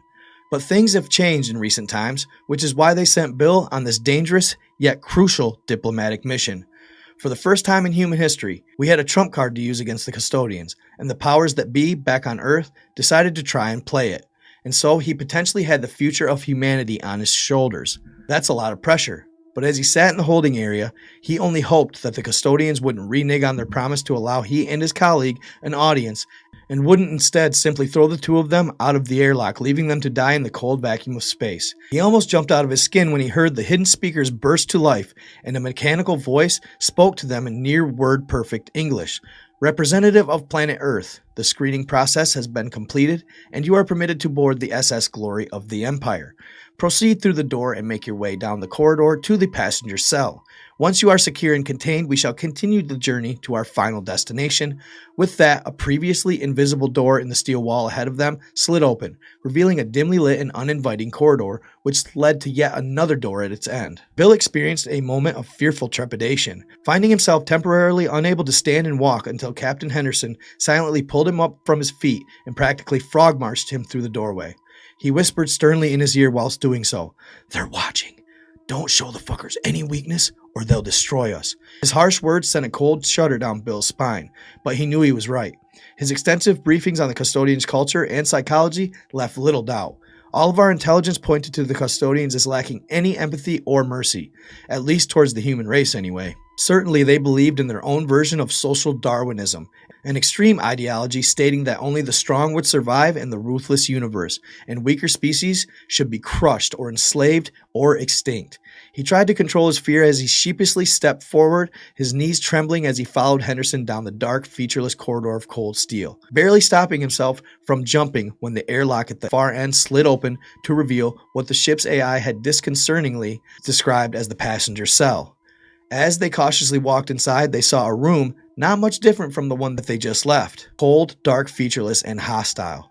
Although they noted two cockpit-style chairs which seemed to have been designed for the human body. They were surprised since they've been told not to expect any level of hospitality from their alien hosts, as the custodians regarded humans as an inferior species and certainly not their equals. Bill was highly suspicious, however, fearing that this could be a trap.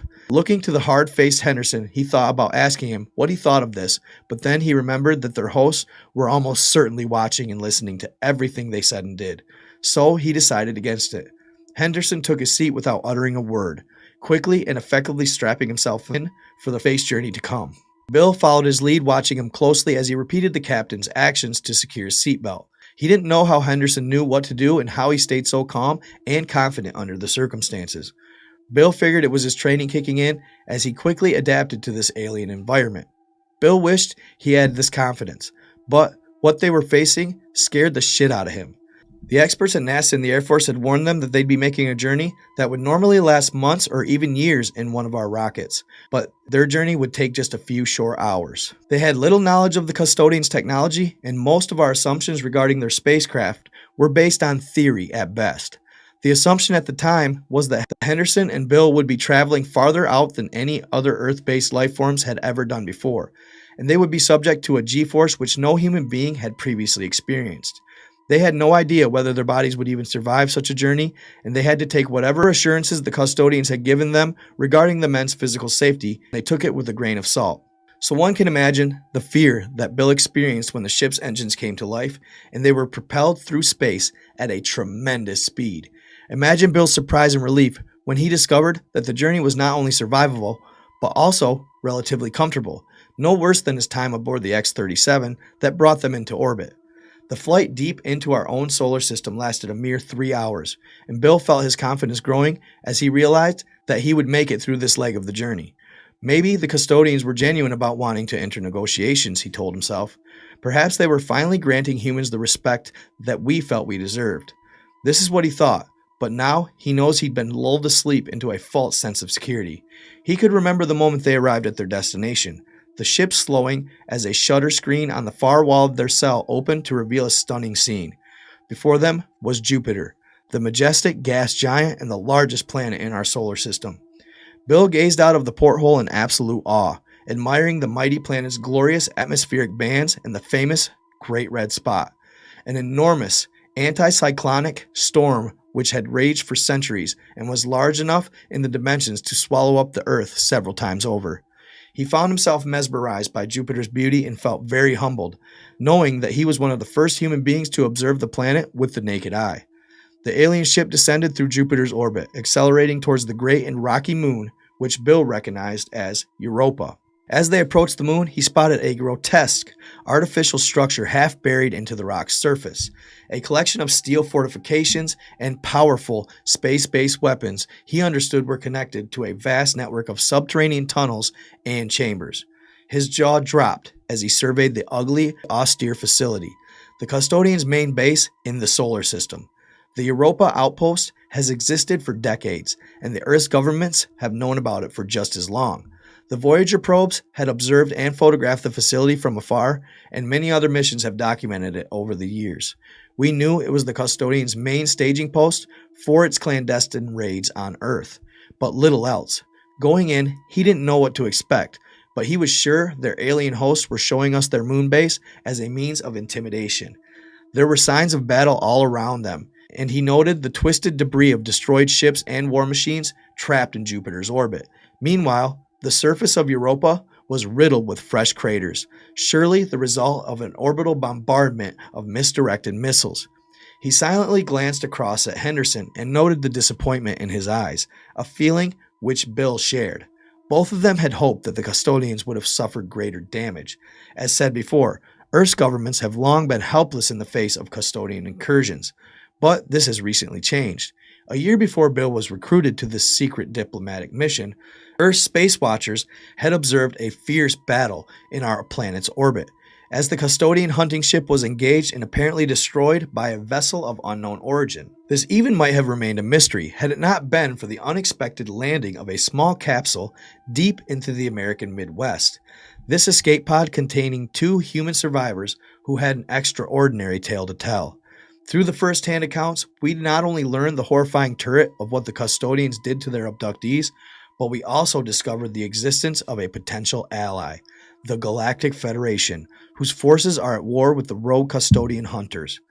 News of the space battle finally forced our leaders into action, and the secret council demanded that the custodians agree to a meeting to renegotiate the terms of the agreement.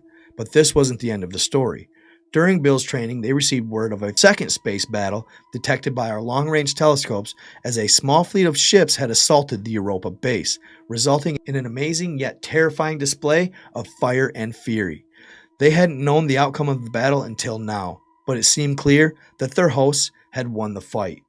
Bill experienced terrible foreboding as the ship made its final approach down the vast moon base, the mighty vessel being dwarfed by the huge sprawling facility as they docked on a landing bay with a heavy metallic clunk. He was beginning to realize just how far behind humanity was in this arms race.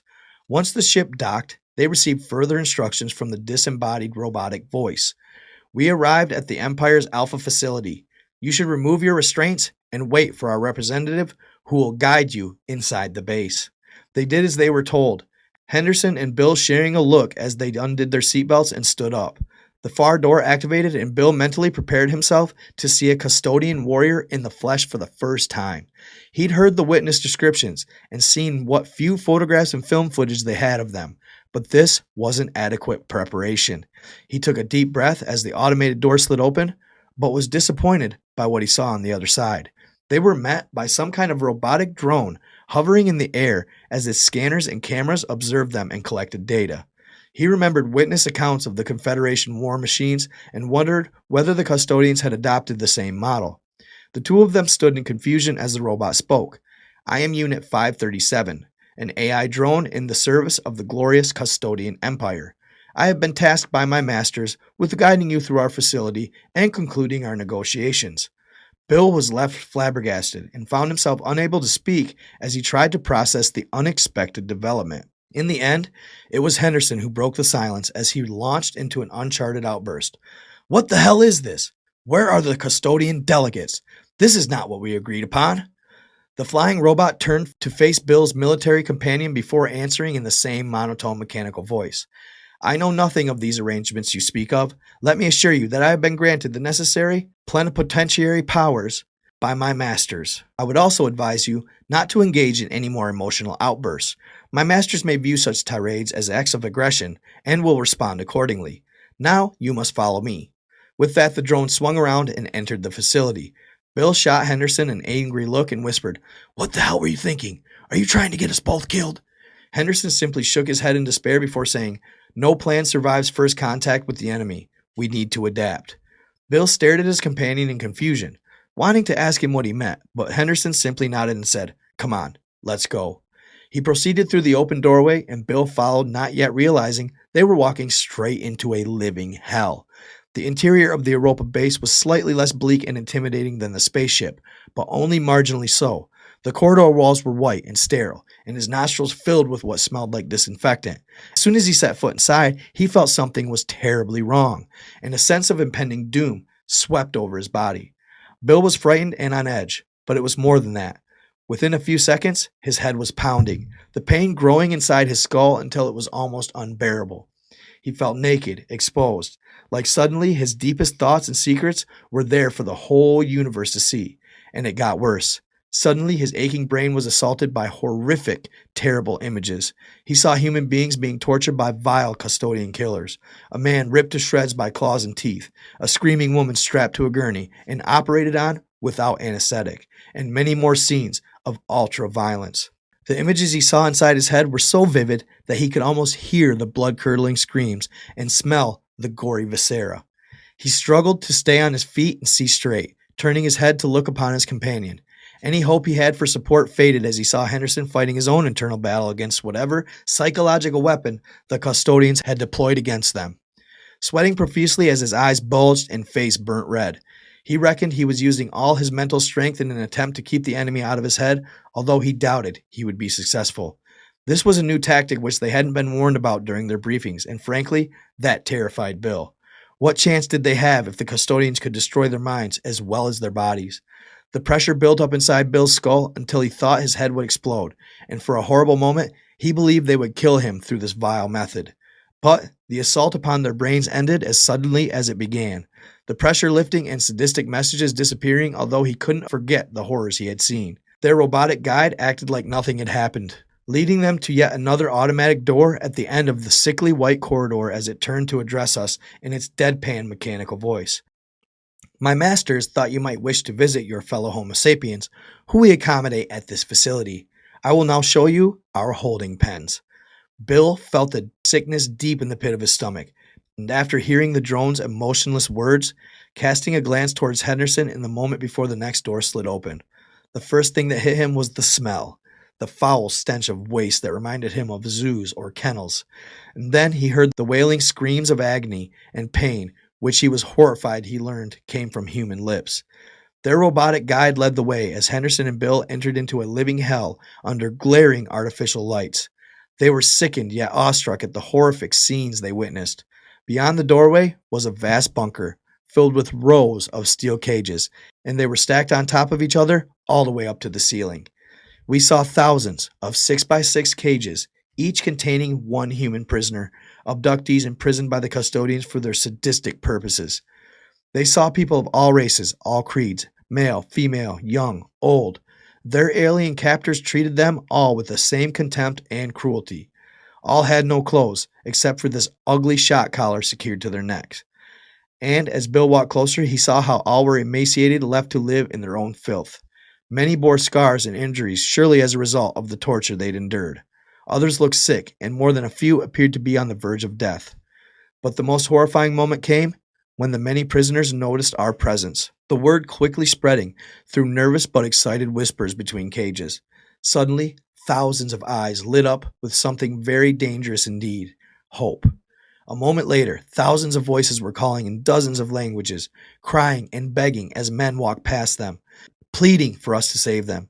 Bill couldn't take it. The hellish din was too much. The worst thing is, he realized they were powerless to help these damn souls. Even if the custodians did agree to release their prisoners, they had no means of transporting them back to Earth. He doubted any of these poor bastards knew where they were, but they surely guessed what terrible fate awaited them. He felt like dropping to his knees and rolling into a protective ball as the desperate wails nearly burst his eardrums. But then, all the prisoners emitted a new sound, one of shocked pain, as every one of them collapsed in agony, screaming as they clutched hold of their throats and squirmed on the floors of their cells. To his horror, Bill realized that the prisoners' shock collars had all been activated at the same time. It was a form of collective punishment. Despite his terror, he screamed out in anger and challenged their host. "How dare you! You damn savages have no right to treat our people this way!" He quickly realized how foolish his words were as soon as he spoke them.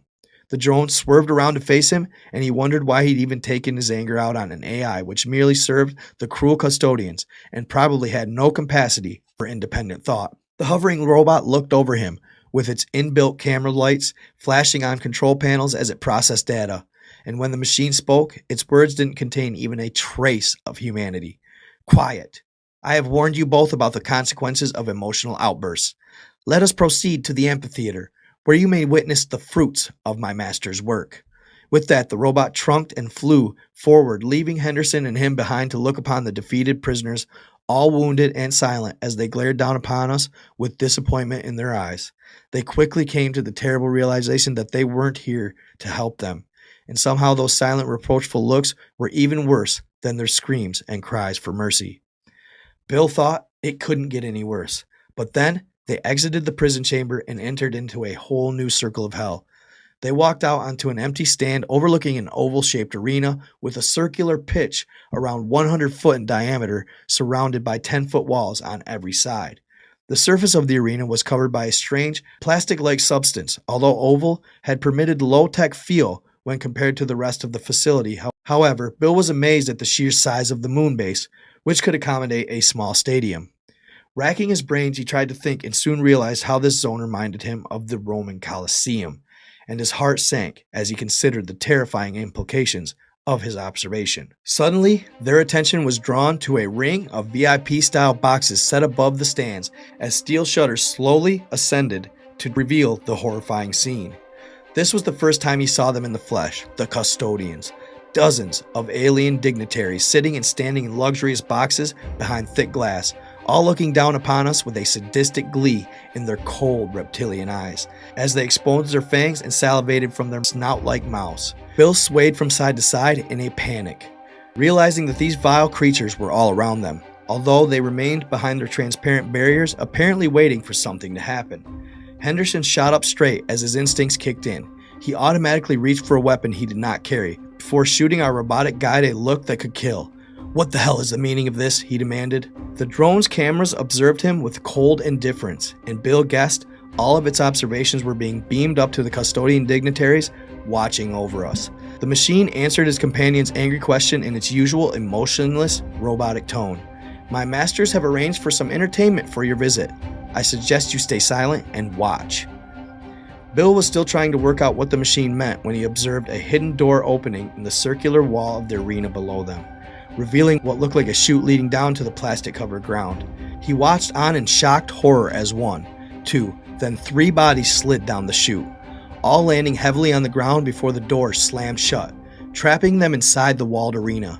At first, he thought the 3 people were dead, but it turned out they were only disoriented or possibly even drugged, as within a few moments, all had regained some level of composure and were able to stand up on their shaking legs.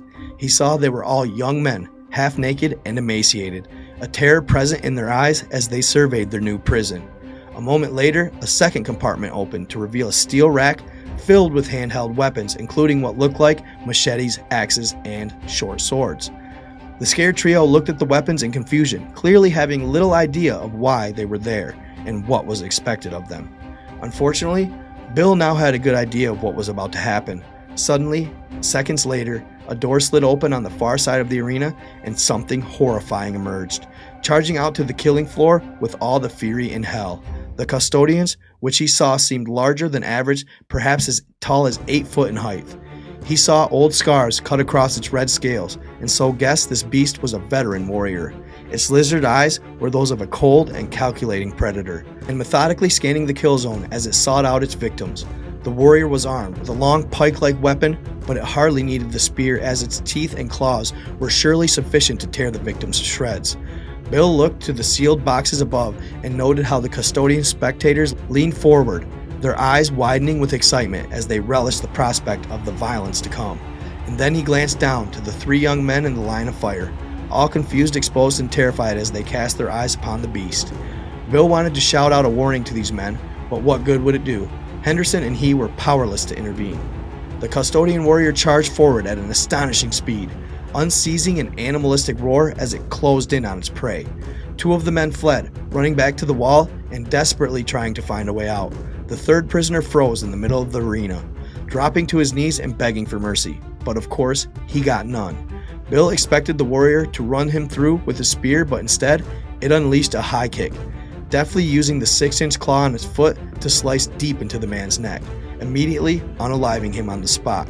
The other two watched their companion's limp body drop to the ground as he breathed his last breaths. The surviving men now know that their only chance was to fight, and so they grasped hold of the primitive weapons from the rack, the first taking a machete and the second arming himself with a sword. The sword-wielding man looked oriental in his origin and seemed to have some combat skills. He was brave too, running forward to meet the reptile head-on and parrying the heavy blows from its spear. The fight didn't last long, however, as the sheer force of the custodian's attack knocked the man down, forcing the sword from his hands. The human screams as the alien brought its foot down upon its head, digging its claw deep into the skull. The third and final man wasn't much of a fight, but did take his chance attacking the beast from behind and hacking at it with his machete. The custodian's scaly hide was thick, but the blade still penetrated, causing the beast to cry out in pain and fury. It was hurt, but not badly, soon turning around to face its attacker. The human took one look into the alien killer's eyes and broke, throwing down his weapon and fleeing across the arena. The warrior didn't miss a beat, lifting its spear and throwing it with immense strength. The projectile flew through the air, striking the man in his back so hard that it went through and stuck him to the arena wall. The alien warrior roared in celebration, with its comrades being equally as happy with the outcome, banging their claws against the glass in excitement as their sadistic urges were satisfied. Bill looked to Henderson and saw his fists were clenched tight and his face was red with fury. As for him, he just felt sick to his stomach at the atrocity they'd been forced to witness. He shook his head in disgust as he looked upon the hovering machine and sputtered out his emotional words. What's the point of all this? Why bring us all the way out here just to watch our people getting tortured and killed? We thought you wanted to negotiate, damn you. The robot paused briefly before delivering its telling response. Actually, my masters agreed to those negotiations in good faith. Your side has broken the terms of our agreement. He was left astonished and confused by the statement they were making. What the hell do you mean? Bill demanded. Your scan came up clear, the AI explained, but your companions raised a red flag. He turned to face Henderson, only to find out he would not look him in the eye. Bill noticed his face had dropped and turned pale white as the sweat dripped off from his brow. Bill was left speechless, but their robotic guide continued to explain the situation. The trace was subtle, but our sensors detected a viral infection in Captain Henderson's blood. Analysis of the viral infection confirmed that it's genetically modified, specifically designed to be harmless to Homo sapiens, but lethal to the custodian species. Clearly, the intention of Earth's government was to infect and destroy the custodian population of this base with their crude biological weapon. Bill's jaw dropped in disbelief, and he thought it has to be a lie. He turned to Henderson in hope of reassurance, only to see him charge the robot with malicious intent. But the machine reacted instantly, extending a mechanical arm and firing a dart into Henderson's chest. He stumbled backwards, looking upon Bill with guilt before his eyes rolled up into his skull and he collapsed heavily onto the stand. Bill turned in time to see the killer robot before aiming its extended arm in his direction as it prepared to fire a second shot. "Wait!" he shouted, but it was futile. The dart stuck him in the center of his chest, causing him pain but not fatal injury. Whatever poison the dart contained coursed through his veins and suddenly his body went numb. Next, he felt himself falling as his legs gave in and he hit the ground hard. The whole world went black. Bill awoke slowly, still feeling groggy as he opened his eyes and tried to move, only to find that he could not. To his horror, he found himself inside a tight cage, hanging over an enclosure of some kind. He could hardly move as the cage was so small, and when he looked down, he saw thick green vegetation with plants that looked tropical in nature and a clearing directly below where they hang. Glancing to his left, he found his companion, Captain Henderson, awake and also trapped in a tight cage hanging over the enclosure. Bill opened his dry lips and forced out his words, shouting angrily as he chastised Henderson for his betrayal. "What the fuck, man? You let them inject you with a biological weapon? Are you crazy?" Henderson lowered his head, once again not making eye contact with Bill. "I was only following orders," said Henderson. "Whose orders?" replied Bill. "What lunatic ordered this attack? What made them think this madness would actually work?" "It was always a long shot, but the brass believed it was our best chance. But why? Why wasn't I told? What the fuck happened to our negotiations? Said Bill. Henderson sneered dismissively before answering. Wake the hell up, man. The diplomatic mission was just a cover. We can't negotiate with these monsters. They treat us like prey, for God's sake. The real mission was always a military one, and both of us are expendable. Bill was shocked, horrified, and angry upon hearing Henderson's revelation, although he had to admit that it made sense. But one thing was clear. Henderson's mission had failed, and now they were both probably going to die. As if on cue, they heard a heavy rustling from the vegetation below, as something big pushed through the dense jungle, making its way towards the clearing. They knew whatever beasts they'd unleashed would be bad, very bad, but what emerged into the clearing was beyond their worst nightmares. The following limited words will never do this monster justice, but the best comparison he could make is to a black spider grown to an enormous size. Its body must have been twice the size of a fully grown man, complete with 8 thick, long legs covered in a fur-like hair, and the creature had a set of a dozen dark eyes like a kaleidoscope, which scanned the kill zone with a predatory zeal. But as if it wasn't bad enough, the spider-like beast also had a long, thick tail with what looked like a stinger at the end, sharp protruding and dripping with what looked like venom. The monster squealed with excited glee when it saw them hanging in their cages from above. They could guess what their captors had in store for them.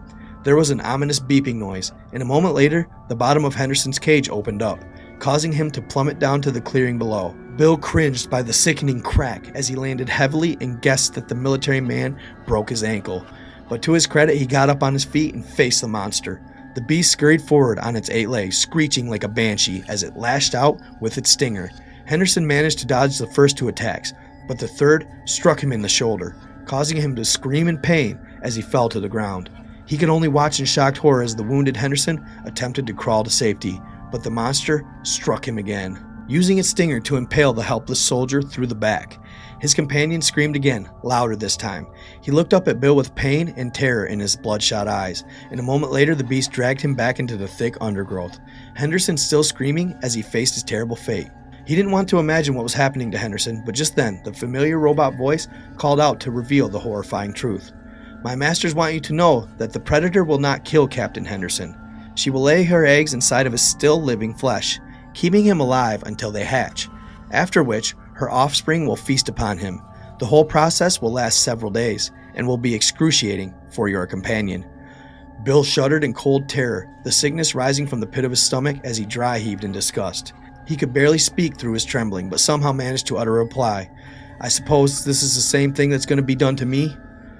The robot replied, My masters will spare you, and allow you to return to your home planet. You are being spared to deliver a message to your leaders. Tell them what you saw here, and inform them that their treachery has been discovered.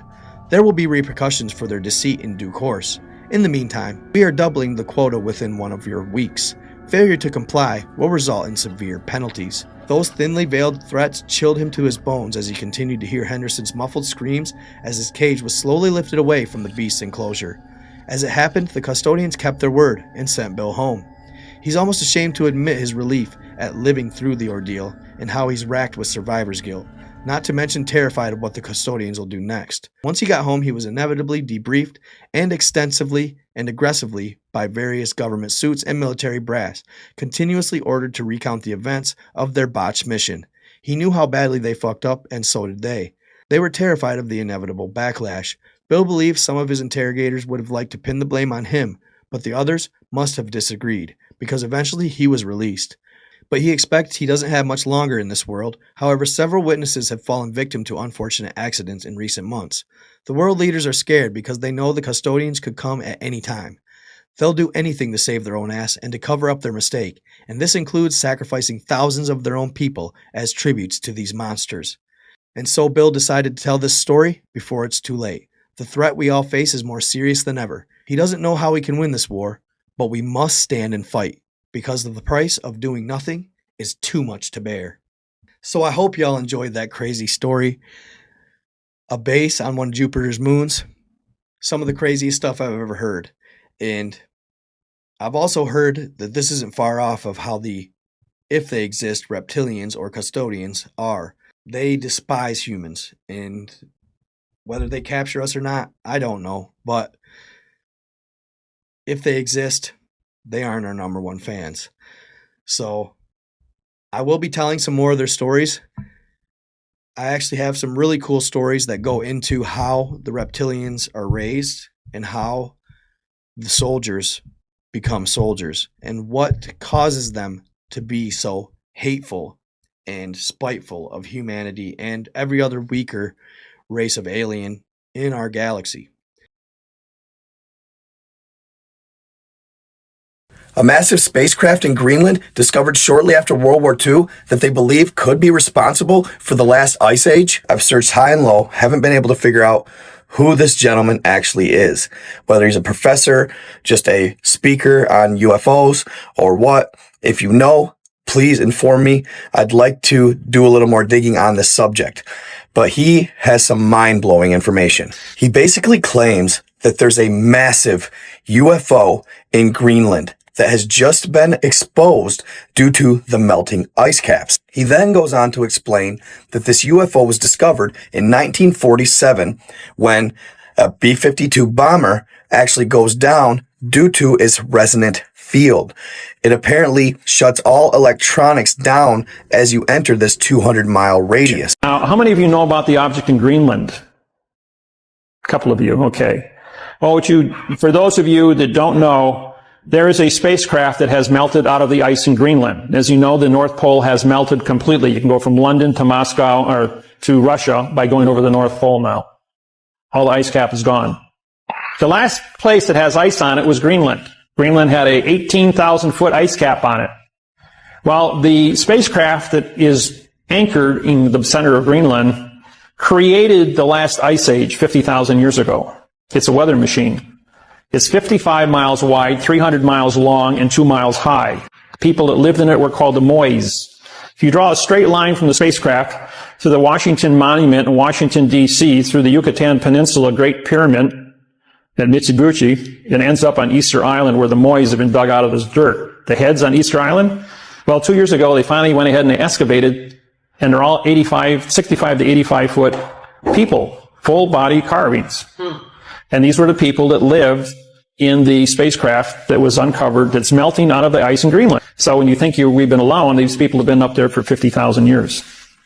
The spacecraft is still active after 50,000 years. It has a 200-mile dampening field where no electrons can flow into it.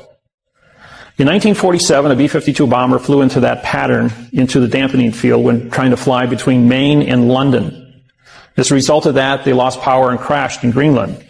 As they sent in rescue B-52 bombers to rescue them, they hit that same dampening field, but they veered off. They just ricocheted off of it. And by testing, trying to get to these guys, they were able to ring a circumference and find out that there was an object 200 miles to the center of this field. On the southwest corner of Greenland, there is a small community. It's the only community on the island of Greenland. That community is a military post, CIA, that uses a compressed air generator to operate diesel engines to run a Caterpillar to run back and forth to 200 miles from the base to the object in Greenland. A lot of our technology comes from the reverse engineering out of the spacecraft. It is still functional and it's still in operation. So it's pretty important what this thing is. All the nations worldwide are up there with the United Nations, and they're all acting, working together. Point is that we're not alone out here in this universe. The only thing that doesn't make sense about his claim is B-52 bombers had their maiden flight in 1952. At the time of the accident, 1947, there were no B-52 bombers, but that would be an easy mistake to make. I did a little digging, and there was a wreck in 1947 of a B-29 bomber called the Keybird. With growing tensions in U.S.-Soviet relations at the time, the B-29 surveillance plane explored the possibility of attacking Soviet targets via Great Circle routes over the North Pole as a part of Project Nanook. Long story short, during one of its missions in 1947, it was at 24,000 feet when it ran into a blizzard and lost control of all steering. They ended up landing in northwest Greenland on a frozen lake. But nobody really knew why they lost steering control. They'd send search and rescue teams, and it took 3 days to get to the men. All the crew survived. So essentially, anything that got within a 200-mile radius of this UFO, which was 2 miles tall, 55 miles wide, and 300 miles long. What's more baffling is they claim that the UFO is still active today and that it possibly was responsible for the world's ice age. They believe the craft to be able to control weather anomalies and that it's over 50,000 years old. What's more is his claim is that they came to the conclusion that the craft was operated by a group of extraterrestrials known as the Mois. They were a sort of tribal extraterrestrial. He also goes on to claim that if you draw a straight line from the craft to the Washington Monument through the Yucatan Peninsula, where there are pyramids, to Easter Island, it's actually a perfect straight line, and that he believes that the statues at Easter Island, which, if you didn't know, they had dug up and found out that they're 65 to 80 feet tall statues, and that these statues actually represent the Moise people. Pretty mind-blowing claim. A craft that is of that size can essentially control weather and is still active 50,000 years later. And after doing some more research, it's in about the same area as the base that we have there now known as Pituffik Space Base. It's America's northernmost Space Force base used today. The only place on Earth where 4 active glaciers join together. The base is home to a substantial portion of a global network of missile warning sensors of Space Delta 4 and space surveillance and space control sensors of Space Delta 2, providing space awareness and advanced missile detection capabilities to North American Aerospace Defense Command, NORAD, the United States Space Force, and joint partners. He then goes on to say that since we discovered it in the 40s and 50s, we have been reverse engineering this craft, and a lot of our technology today actually comes from it. And I gotta say, they've done well at keeping this one under wraps, because this is the first I've heard anything like this. And I've been researching, making content about this for over 2 or 3 years now. Many also believe this is the reason that they made Camp Century, or Project Iceworm, top secret United States Army program during the Cold War, which aimed to build a network of mobile nuclear missile launch sites under the Greenland ice sheet. The end goal was to install a vast network of nuclear missile launch sites that could survive a first strike. This was according to documents declassified in '96. So they really never actually reached an agreement with the Danish government. This, coupled with the fact that they had a hard time actually keeping the tunnels from melting and caving in throughout the project. The official purpose of Camp Century, as explained by the United States Department of Defense to Danish officials in 1960, was to test various construction techniques under Arctic conditions, explore practical problems with a semi-mobile nuclear reactor, as well as supporting scientific experiments on the ice cap. A total of 21 trenches were cut and covered with arched roofs within the prefabricated buildings that were erected. With a total of 3,000 meters or 1.9 miles, these tunnels also contained a hospital, a shop, a theater, and a church. The total number of inhabitants was approximately 200. From 1960 until 63, the electric supply was provided by the world's first mobile nuclear reactor, designated and designed by Alco for the U.S. Army. They also claim one of the reasons they shut it down was the actual heat produced by people living underground in the ice. At least that's what they claim. But maybe, just maybe, they actually dug the tunnel to the said craft. Let me know what you think in the comments. Pretty mind-blowing stuff, and this is just scratching the surface. It's very fascinating, to say the least. Continue watching. Make sure you like, follow, subscribe. It really helps my overall at the end of the day. Thank you guys so much. Thanks for tuning in. Stay in the love, stay in the light, be kind to others. I am out.